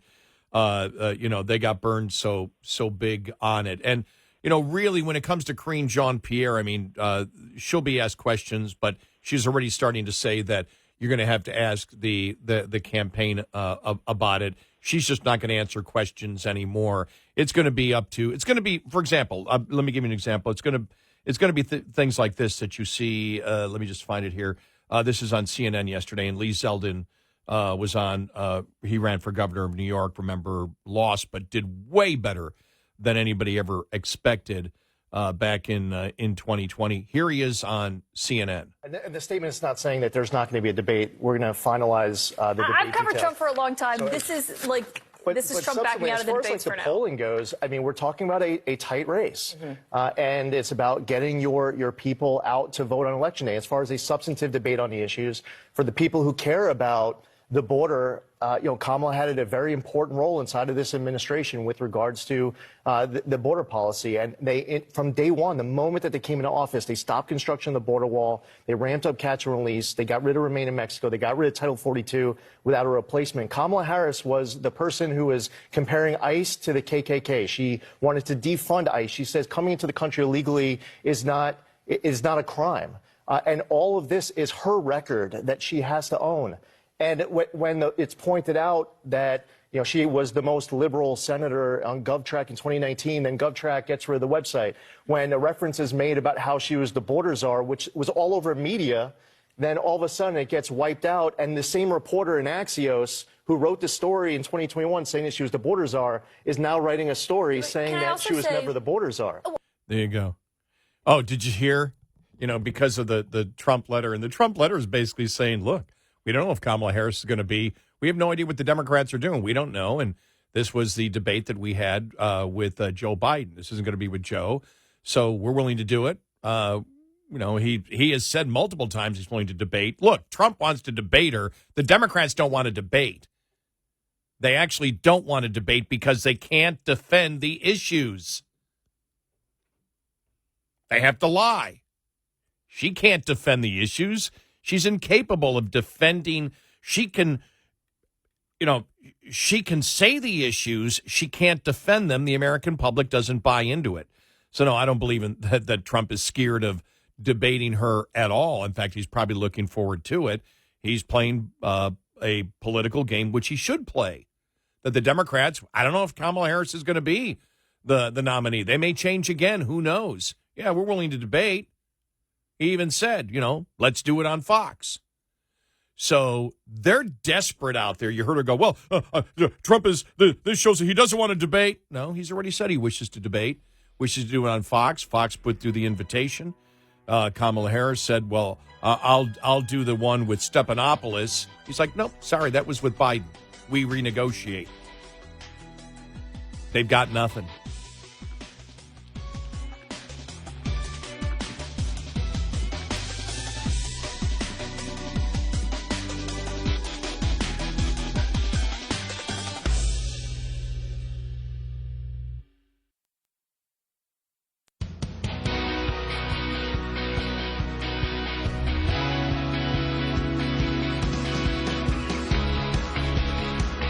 You're listening to Red Eye Radio from the Uniden America Studios.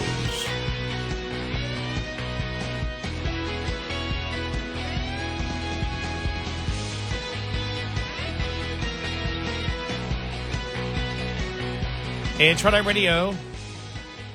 He is Eric Harley, and I'm Gary McNamara. Welcome and good morning.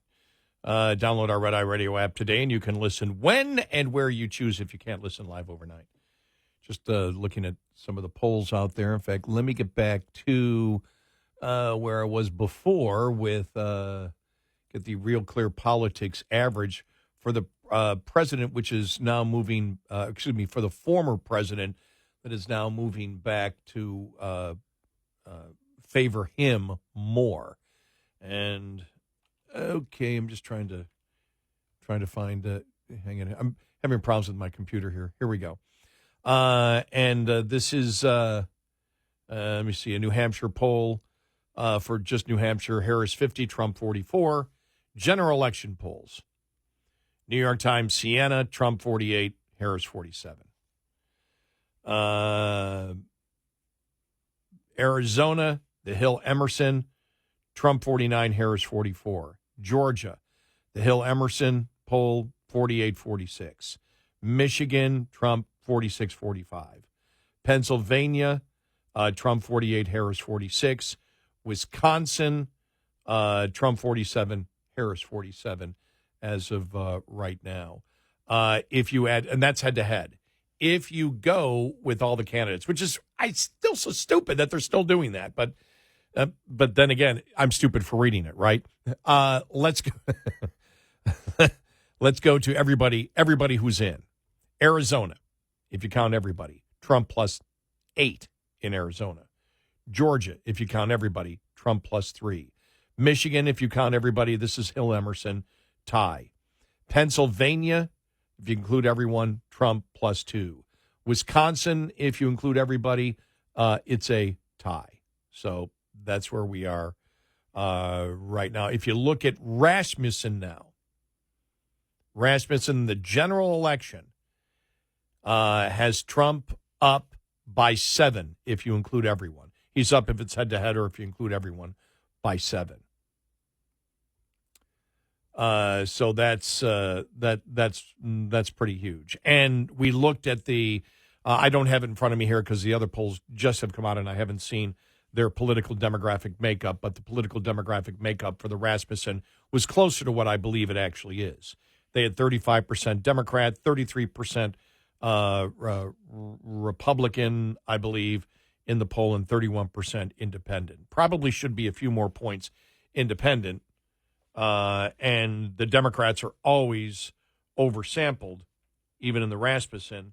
And most of what you see, Democrats have been oversampled in a lot of the polls that we have brought you so far. But we'll see.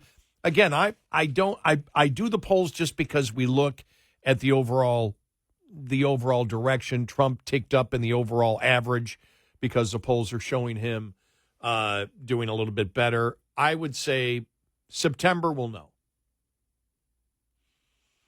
3 weeks after the convention, we will know. Meanwhile, yesterday, and I don't know if this is why, because I didn't hear any border czar talk after the House passed a resolution condemning Kamala Harris's failure at the border. The House passed a resolution introduced by Elise Stefanik of New York that condemns Vice President Harris's failure as what they referred to as the border czar, with support from all Republicans and 6 Democrats, which meant Republicans can go out and say, see, in the bipartisan bill, labeling her as the border czar, the bipartisan, excuse me, it's not a bill, it's a resolution. The bipartisan resolution shows that Kamala Harris, the border czar, failed. That was so bad. God, the media is just, God, it's just so, they don't even want to hide anymore that they're political activists. No, it's just unbelievable. They don't even, that's how desperate they are. Because if they weren't desperate, they'd still be trying to hide it. On Thursday, 214 House Republicans, as well as 6 House Democrats, voted to condemn Harris's failure in the role given to her by President Joe Biden in March of 2021, when he asked her to help stem the migration at the southern border. The House of Representatives strongly condemns the Biden administration and its border czar, Kamala Harris's failure to secure the United States border, the resolution reads. Vice President Kamala Harris is not just a failed border czar. She is an extremist on border security and immigration enforcement, as her record as a senator, vice presidential candidate, and vice president makes abundantly clear.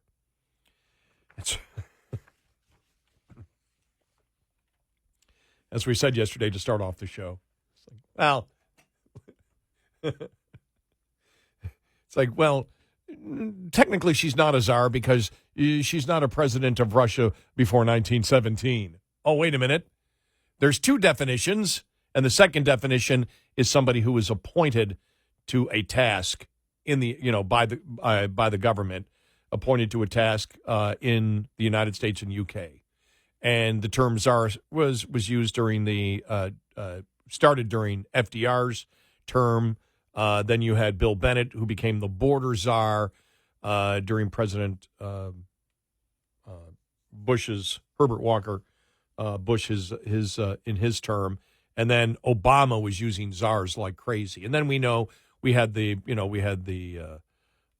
the climate czar with John Kerry. So it's stupid because it's just a term. It's an informal term that's used, and the fact that the media was so passionate, so incredibly passionate to use that shows their desperation.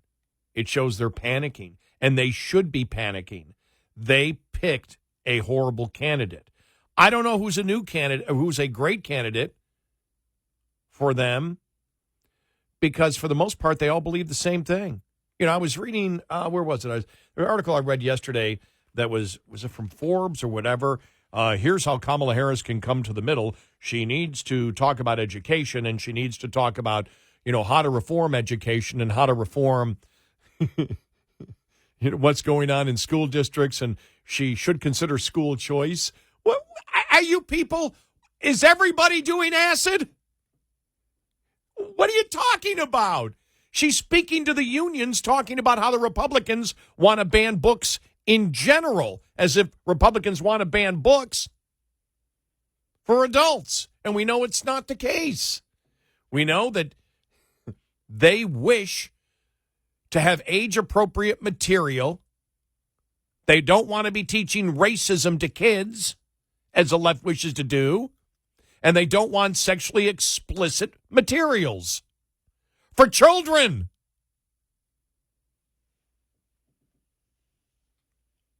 Because that's what the perverts of the Democratic Party want.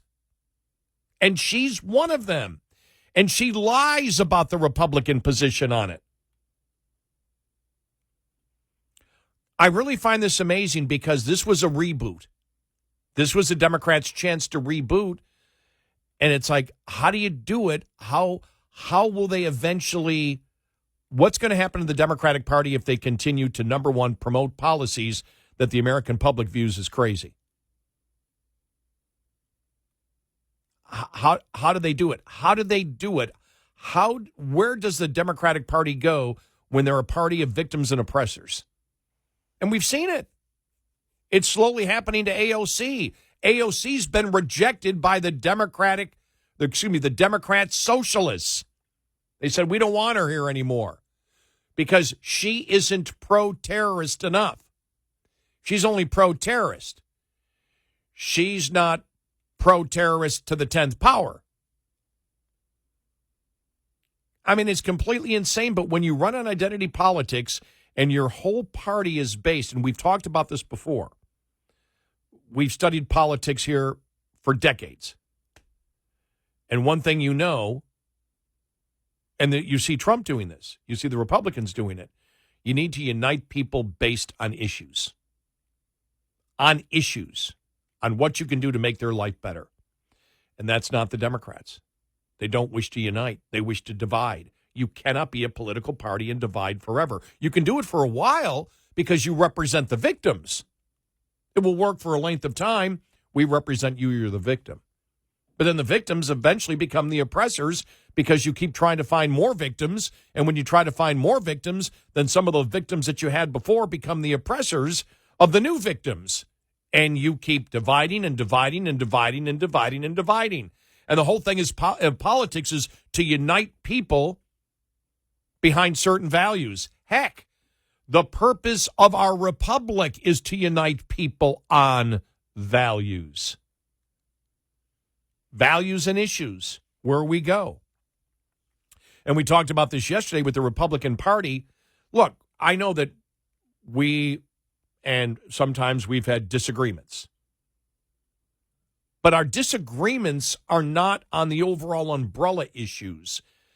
You know, the defending the Constitution, believing in freedom of speech, believing in freedom of religion, believing that the government shouldn't censor. That's something that Trump and J.D. Vance talked about at the convention. We're not going to censor.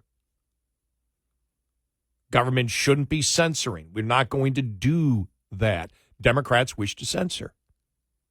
You can't sell that. But the overall umbrella is we believe in the Constitution. We believe in the individual rights. We believe the individual rights are critically important.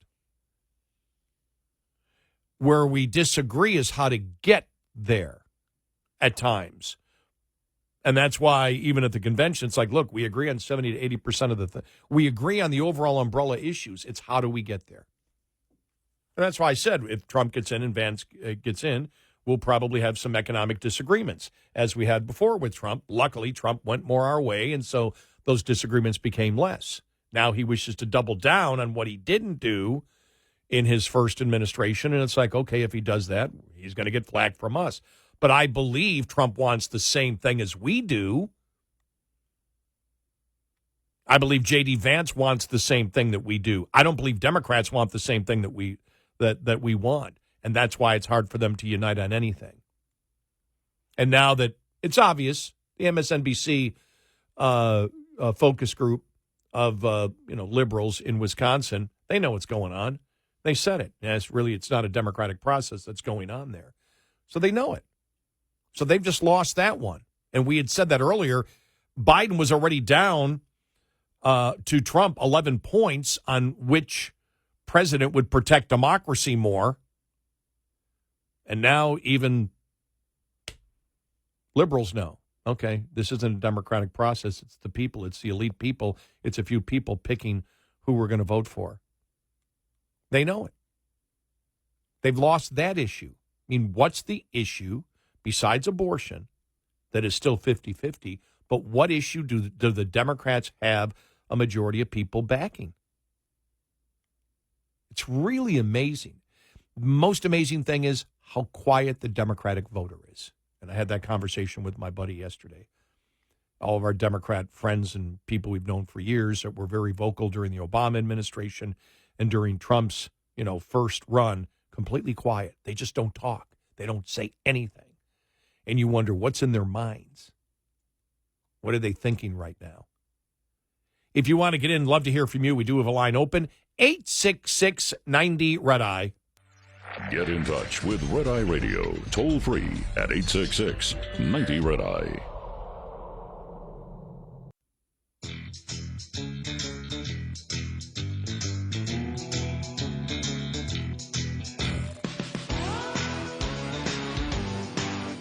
It's Red Eye Radio. We'll get to more of your calls and comments coming up following the top of the hour. I'm Gary McNamara. Also, an op-ed piece in one of the nation's leading liberal publications, which says exactly what we have said and shows the worry that Democrats really have behind the scenes. We had played earlier James Carville, who for the last couple of days has been like, okay, this isn't as great as they're trying to say it is. And yesterday was really blunt, saying we need to stop this because they're coming after her. He understands that she's going to get destroyed on the issues. It's that simple. This comes down to issues. Personality may lead for a day or two. I don't see the personality part of it to begin with. And identity politics may have something to do with it inside the Democratic Party. But for the independents out there that will decide this election as they decide many elections, that's not the case. So we'll get to that and a whole bunch more, all coming up here on Red Eye Radio.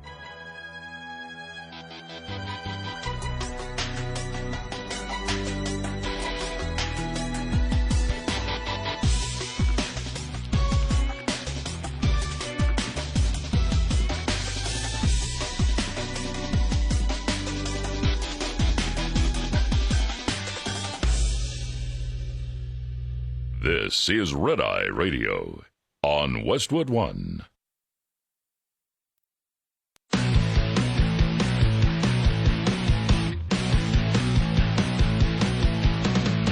Now, it's Red Eye Radio.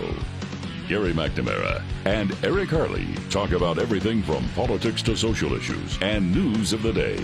Whether you're up late or you're just starting your day, welcome to the show. From the Uniden America Studios, this is Red Eye Radio. All across the USA, we are Red Eye Radio. I'm Gary McNamara.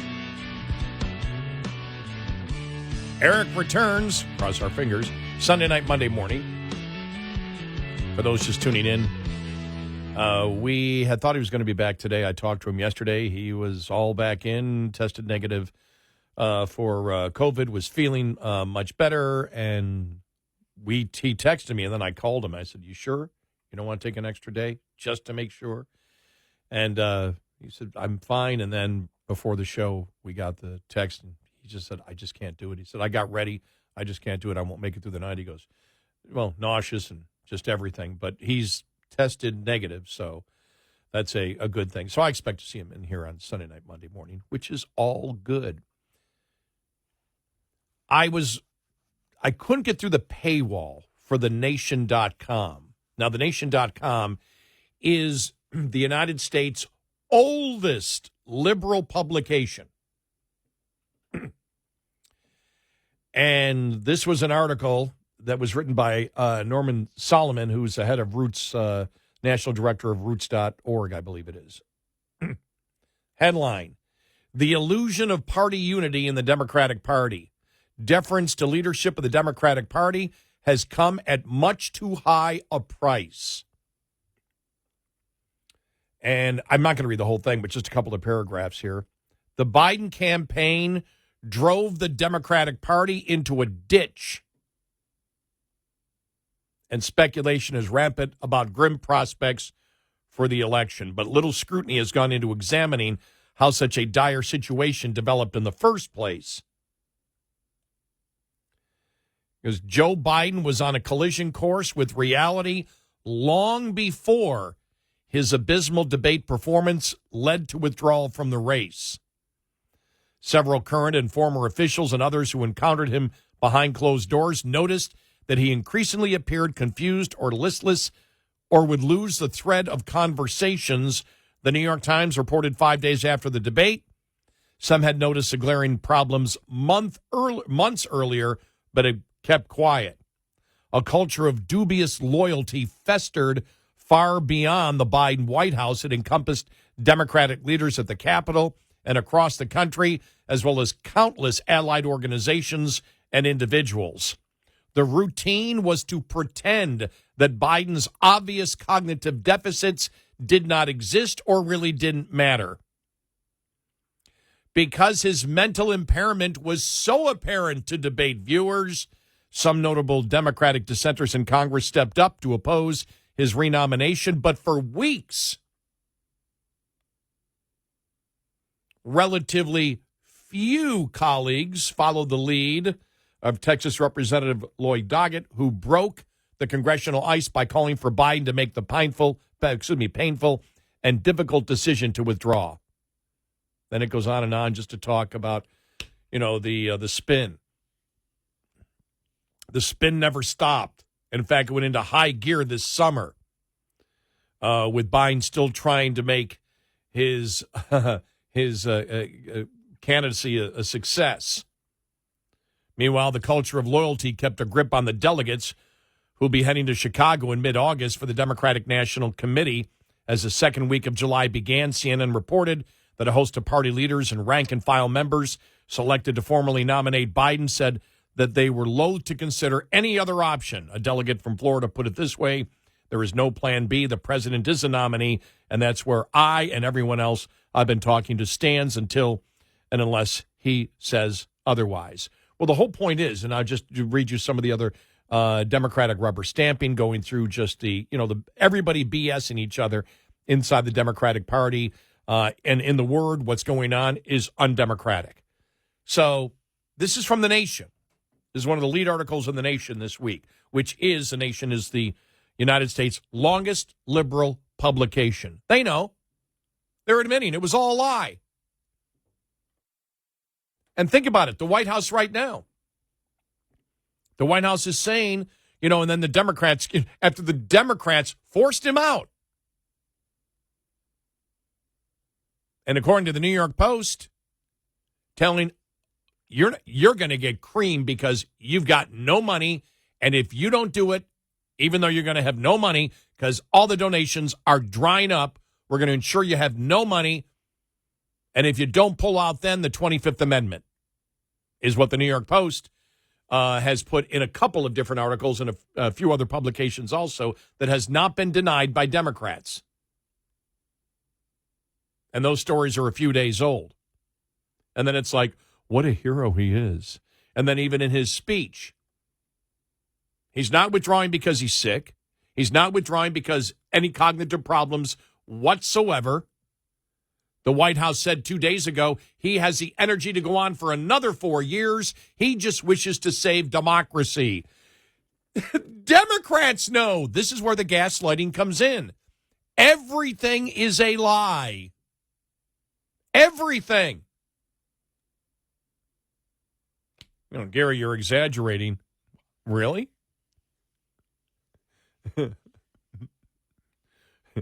Where are they telling the truth? On the issues, where are they telling the truth? That's the one thing that people never talk about. Well, Trump lies. You know what independents are saying? Well, you know something? He may lie here and there, but he doesn't lie about where he stands on the issues. Democrats lie where they stand on the issues. They BS completely. We saw Kamala Harris just yesterday talking to the teachers union that Republicans want to ban books, implying that they want to ban books for adults. We know that's not true. It's about having age-appropriate content, which we've always had in the United States, for children. That you don't want perverted, sexualized content for children. It's got nothing to do with adults. Nothing. They got to lie about it. But they know. And then the other article. This is from Fox News, and it's the co-chair. The co-chair of President Biden's now defunct campaign expressed anger at big donors who decided to withhold their contributions and suggested that they forced Biden to forego his reelection effort. Cedric Richmond told CNN that wealthy donors had created a self-fulfilling prophecy after Biden's widely panned debate performance. You can't win without money. And then they were going to point the finger at the candidate. They were going to blame it on Biden. For a president that has accomplished so much, it was a no-win situation. Richmond also offered a clear message to those who turned away from Biden. Now those donors need to step the blank up. I mean, it's all BS. It's all a lie. I remember during the Obama administration, and Eric and I were talking one time, and we started saying, you think they're doing it on purpose? And this is when Obama was lying about everything on the issues. Just lied about, it was after the big lie about you can keep your doctor, you can keep your insurance company, all that. Well, that was viewed as a lie of the year. And we just said, you think that they're doing it? They go, look, let's lie on everything. And then the Republicans will say we lie on everything. And then the public will say, that's all the Republicans have. The Republicans are saying they're lying on everything. Nobody lies about everything. Now we know they lie about everything. And the public is starting to catch on. That's a problem. Like I said, you can say, Trump lied about this. Trump doesn't lie where he stands on the issues. Democrats lie where they stand on the issues.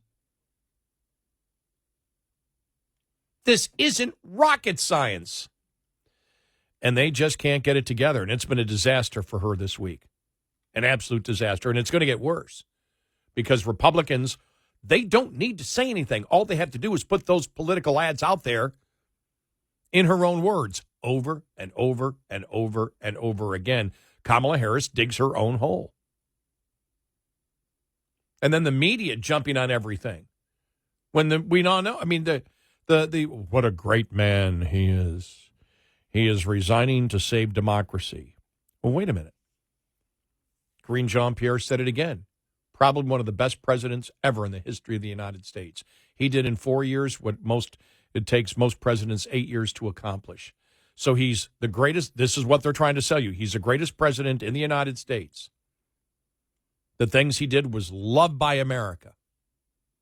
He is absolutely capable of serving another 4 years, has more energy. She's still throwing that out, doing backflips, doing calculus problems while looking at Einstein's theories. This is the crap they're throwing out.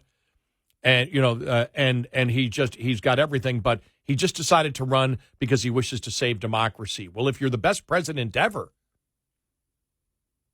as Karine Jean-Pierre was implying yesterday and the day before, and your accomplishments are so loved by the American people, what do you mean you're going to drop out? You stay in because you want to save democracy. This is the BS they've been throwing at everybody. And that's why I had to read this off The Nation and then look at the co-chair for the former defunct Biden campaign. Democrats know they're lying about everything. It's in The Nation. One of the lead articles.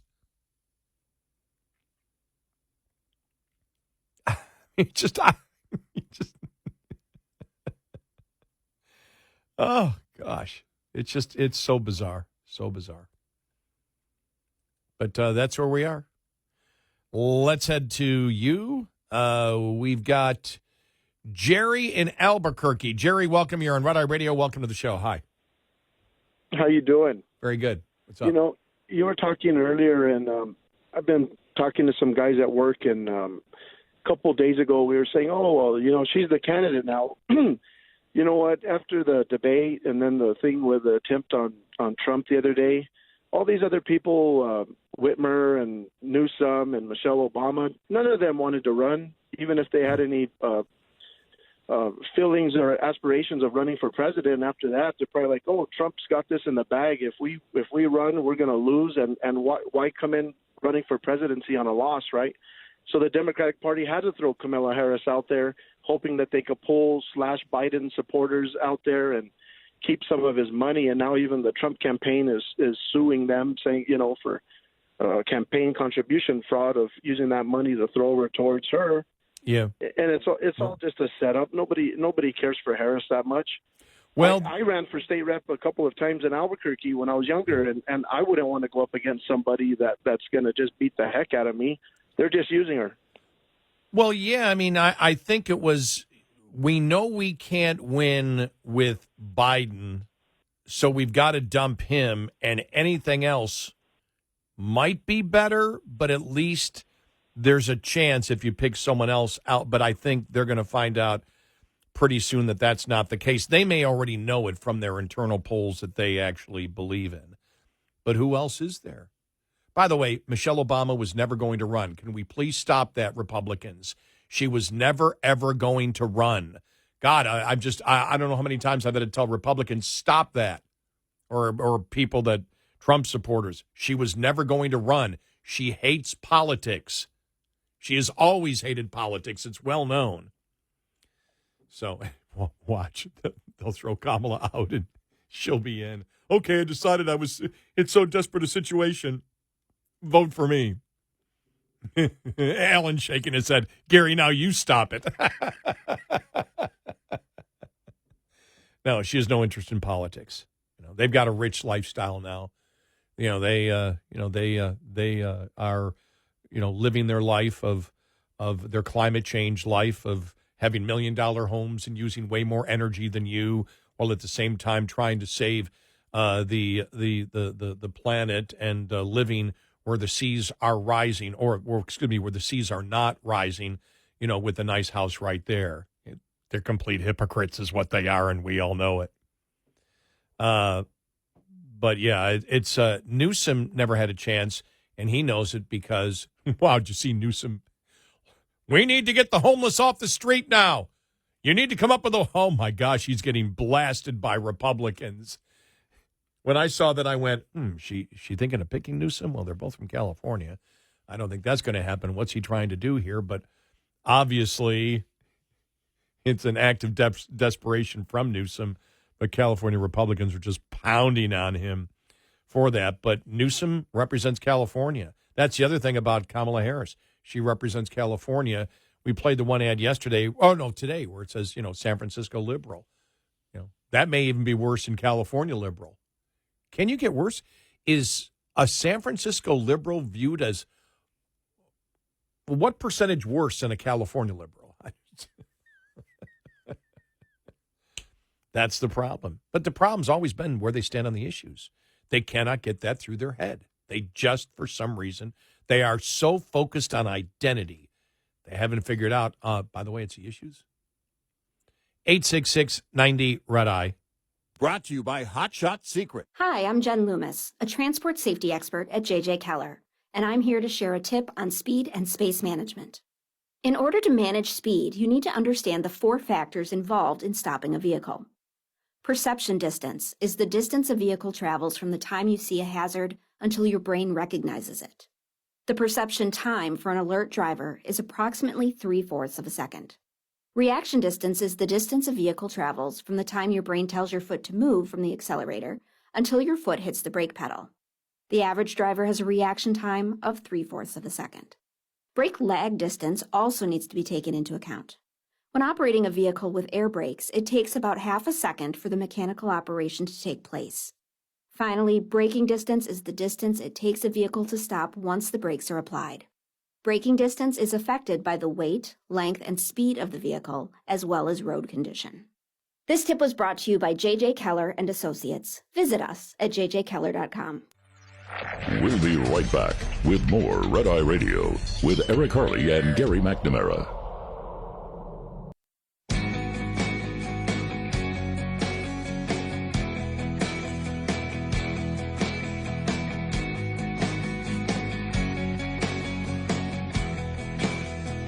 It's Red Eye Radio. He's Eric Harley, and I'm Gary McNamara. I'm here, he's not. Hopefully he's back for Sunday night, Monday morning show. I just saw this tweet here, and, yesterday we were talking about the whole border czar thing and started out by saying, well, let's be honest. I mean, the Democrats do have a point. Technically, she's not a czar because she was not president of Russia before 1917. Oh, wait a minute. There's another definition. Somebody who is assigned a particular task in government in the United States or the UK. That came from the Oxford Dictionary. Well, okay. So Biden never said she's the czar. He said she's in charge. The media picked it up, including everyone in the mainstream media picked that up. But I just saw this and I went, this is the best. This was on X. Harris was never officially named border czar. Media outlets called her that anyway as a sign of importance. Media outlets that did not call her that still touted her as a point person or being in charge of certain aspects of the border crisis. Number 4, she did poorly.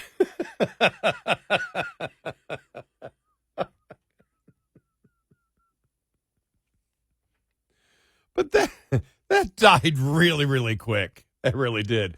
All right, we'll get some of your calls and comments coming up following the bottom of the hour. More audio coming up, too. We got some great audio and a variety of different topics here.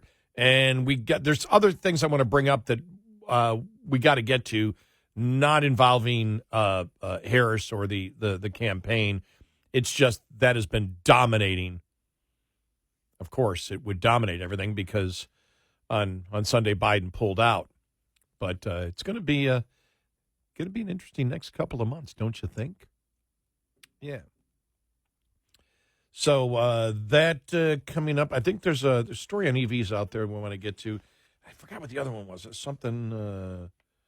Yeah, Uber and Lyft. Oh, yeah, you can still be. Apparently, courts say you can be a contract employee in California. That's something that we've talked about before. So that more on the way. Plus your calls and comments, 866-90 Red Eye.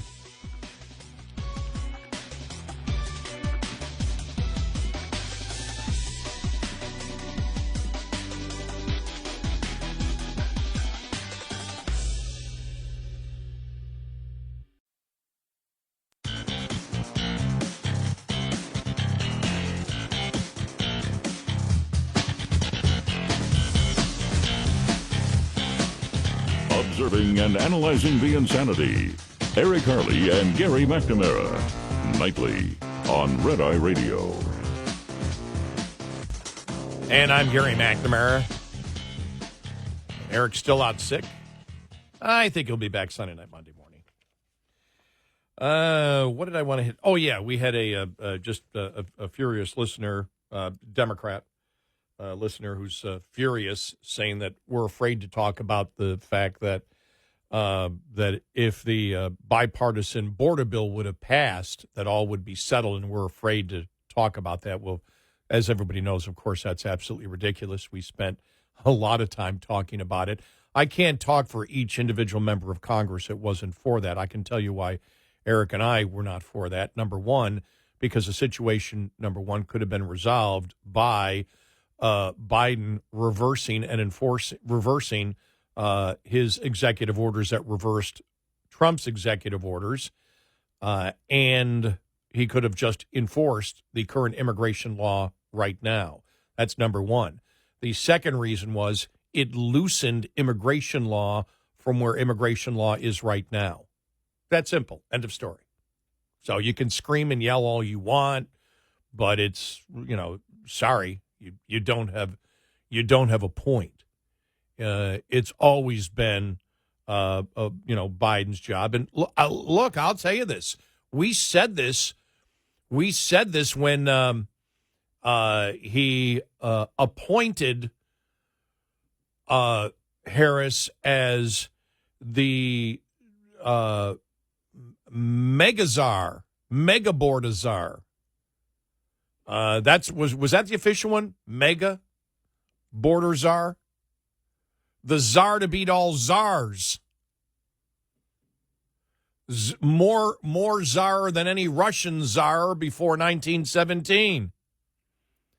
We had said when he appointed her, man, is he setting her up? Is he setting her up to fail? Because we knew he didn't want to do a damn thing on the border. And so appointing her to do it, and we read the article yesterday that from people inside the White House and Harris aides, they were furious when Biden did that because they knew they were setting her up. You need to go look to the root causes and go to these countries. He was stalling. He was setting her up. He could blame it on her. In fact, the whole thing that she's going through right now, she could blame on him. He was giving her an impossible job, but she didn't say it. She stuck with it. So let's head to you. We go to Vicky in Louisville. Vicky, welcome. You're on Red Eye Radio. Hi, Vicky. Hi, how are you? Thanks for taking my call. You're welcome. Love the show. Thanks. So she had one job. She was the border czar, and she had one job, and now they want to forget that she had that job because she didn't do the job. She failed. And I think that going up against Trump, I think he just needs to talk about her record, talk about her failures, and please stop the name calling. If he has the Trump, he has his mega backed people. He's not going to get the Biden or the Kamala people. He needs the middle of the road. And those are the people that he has to talk to. Those are the people that he has to get behind him, the undecided and the independents. And he just needs to keep his conversation to a minimum and keep it clean, just stick to the point. And if he does that, especially after what happened last week, and or 2 weeks ago, and just stick to the point. Yeah, I agree. And look, we've been critical of him before, and he's had a few minor slip ups and I look at it as a political consultant because I want everything, and I'm hyper focused on it. That I want everything to be 100% correct, and I will nitpick at times where things aren't important, but I know how the media will take anything that he says or Van said and blow it completely out of proportion. So it's like, just stick to the issues and you win, just stick to the issues and you win. But from somebody who has been very critical of him in the past for not communicating effectively and at times snatching snatching the jaws of victory from defeat or defeat from victory. Victory from defeat. He has been very disciplined for a while now. The last couple of months, he's been very, very disciplined. The campaign has been disciplined. The ads have been very disciplined, using Biden in his own words. And the last week now, using Kamala Harris in her own words, which is extremely effective. The problem is not even when he just gives a general talk or interview or speech, which I think is fine. It's the rallies where you want to give the red meat to your base, but you've got your base. You don't need to convince anybody who was going to see him at a rally, Trump could tell nursery rhymes and they would cheer because that's what it is. I'm not saying that as an insult. I'm saying that as the fact that that's what that's about. It's about cheerleading. It's about rah, rah, rah and all that. But it's not, you're the real message, even if you want to entertain your base. The television cameras are going to be there. The Democrats are looking at what you're going to say. Focus on the independent. Focus on the independent. Focus on the independent. That's how you win. You got your base already. And you've got a success right now. He's got to look at it, and I know he is, because he's much more disciplined than he was before in 2016 or in 2020. In 2016, he was able to get away with it. He wasn't as much in 2020, but now he can because the issues are so well defined and the Democrats have failed, and he can just point that out. But I think he's been more disciplined than he was before. But thank you so much for your call. I appreciate it, Vicky. Oh, I know everybody. Vicky, I understand completely. It's like, no, don't say that. No, don't just go after the independent. I may agree with it. Don't name call. Don't. I think he's been much more disciplined, much more. And if he wasn't, I would tell you. It's not perfect. Nobody is. It's tough to be perfect in a campaign. But when you look and you compare it right now to the Democrats, if we're grading on a curve for marketing right now, this week, last couple of weeks, Democrats get an F, he gets an A. If you compare one to the other. Because the Democrats right now are just horrible. But, yeah, when you sense victory, you're like, okay, he can win this. He can win this. He can win this. And don't do that. I understand that completely. That's what we do for a living. Let us go to, let me see, Don in Lancaster, Pennsylvania. Don, welcome. You're on Red Eye Radio. Hi. Hey, how you doing? Good. Thanks for calling. Yeah, I know a lot of moderate Democrats that are going to be voting for Trump only basically because the far left liberal part basically pulled the biggest bait and switch ever on the American people. They're like, no matter who they pick, and I come from a family of Democrats. I'm the black sheep because I'm a Republican, and they all say the same thing, that they're going to vote for Trump because no matter who they pick, that's not who they voted for in the primary. They just the moderate Democrats, they just totally disenfranchised because they forced Biden out. They just dropped them like okay, see you later. We're going to pick someone else, and it really ticked off a lot of people.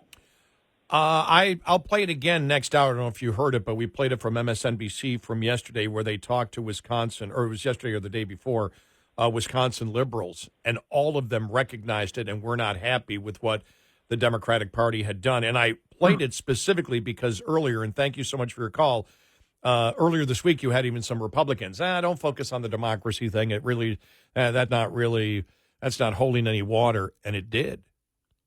They're they were upset. They're like, well, it's not really democracy. What's going on here? The party elite are the ones that are picking it. So that actually is an effective thing. I think that as long as the same thing we said in the whole DEI thing, don't bring up the DEI. Don't bring up the DEI. No, bring up the DEI. That's fine. Americans, as long as you're talking about the truth of it, and we did that on yesterday's show, you can bring it up and you can say, look, they're furious about the whole DEI thing, but I don't know if I were Trump, look, his surrogates can do a ton of things, and the surrogates are online all the time. Trump, does he necessarily have to bring that up?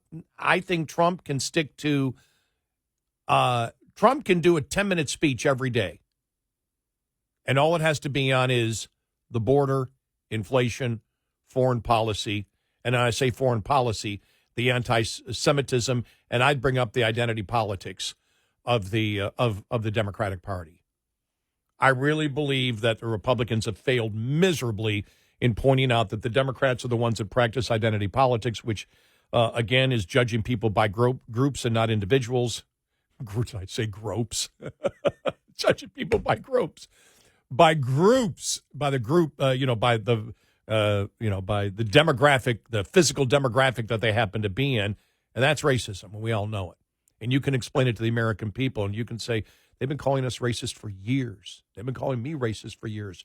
They're the ones that practice identity politics. They're the ones that are focused on it. And that's why, and I've said it before, I think there's a lot of guilt, of racial guilt in the Democratic Party.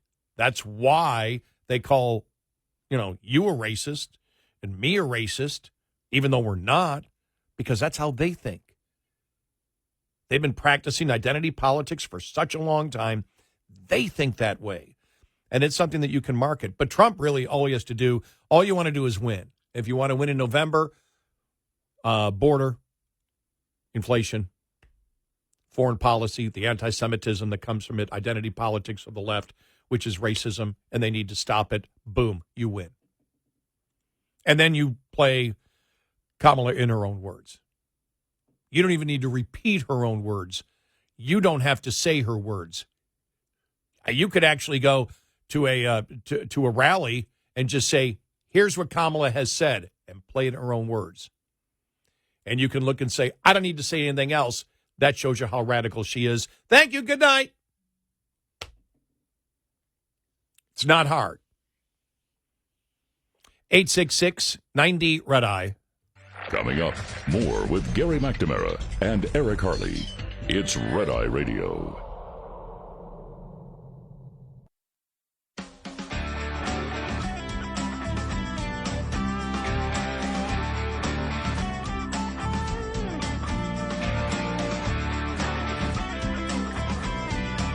It's Red Eye Radio. I'm Gary McNamara. Eric, hopefully we'll be back Sunday night, Monday morning. Let's go to Jane in upstate New York. Jane, welcome. You're on Red Eye Radio. Hi, Jane. Hey. Hi, hey. How are you? Good. I just want to mention quickly, Harris. Harris is gravitating toward communism.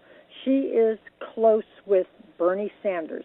I worked in that area with Bernie Sanders for 30 years. I would help people who wanted to become independent. I'd find them a job. He and the state would step in and say, oh, okay, you want to be independent?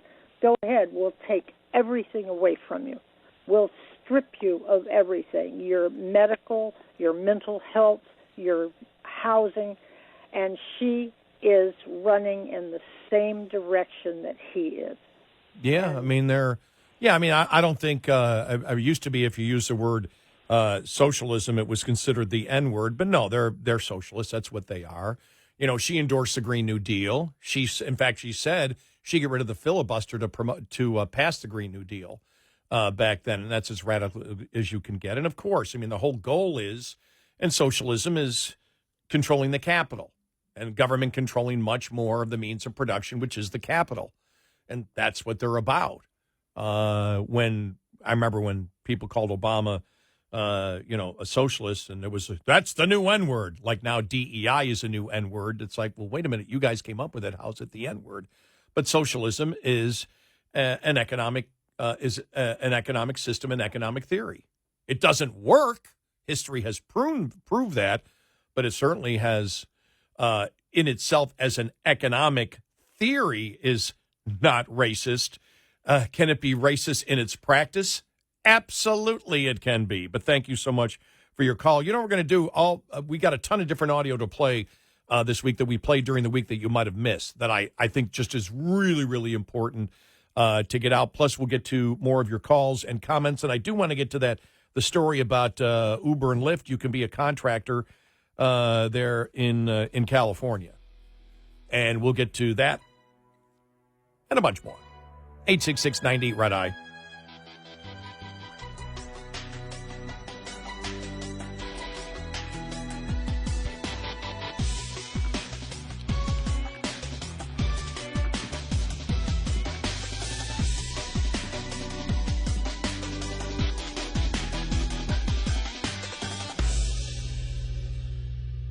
This is Red Eye Radio on Westwood One.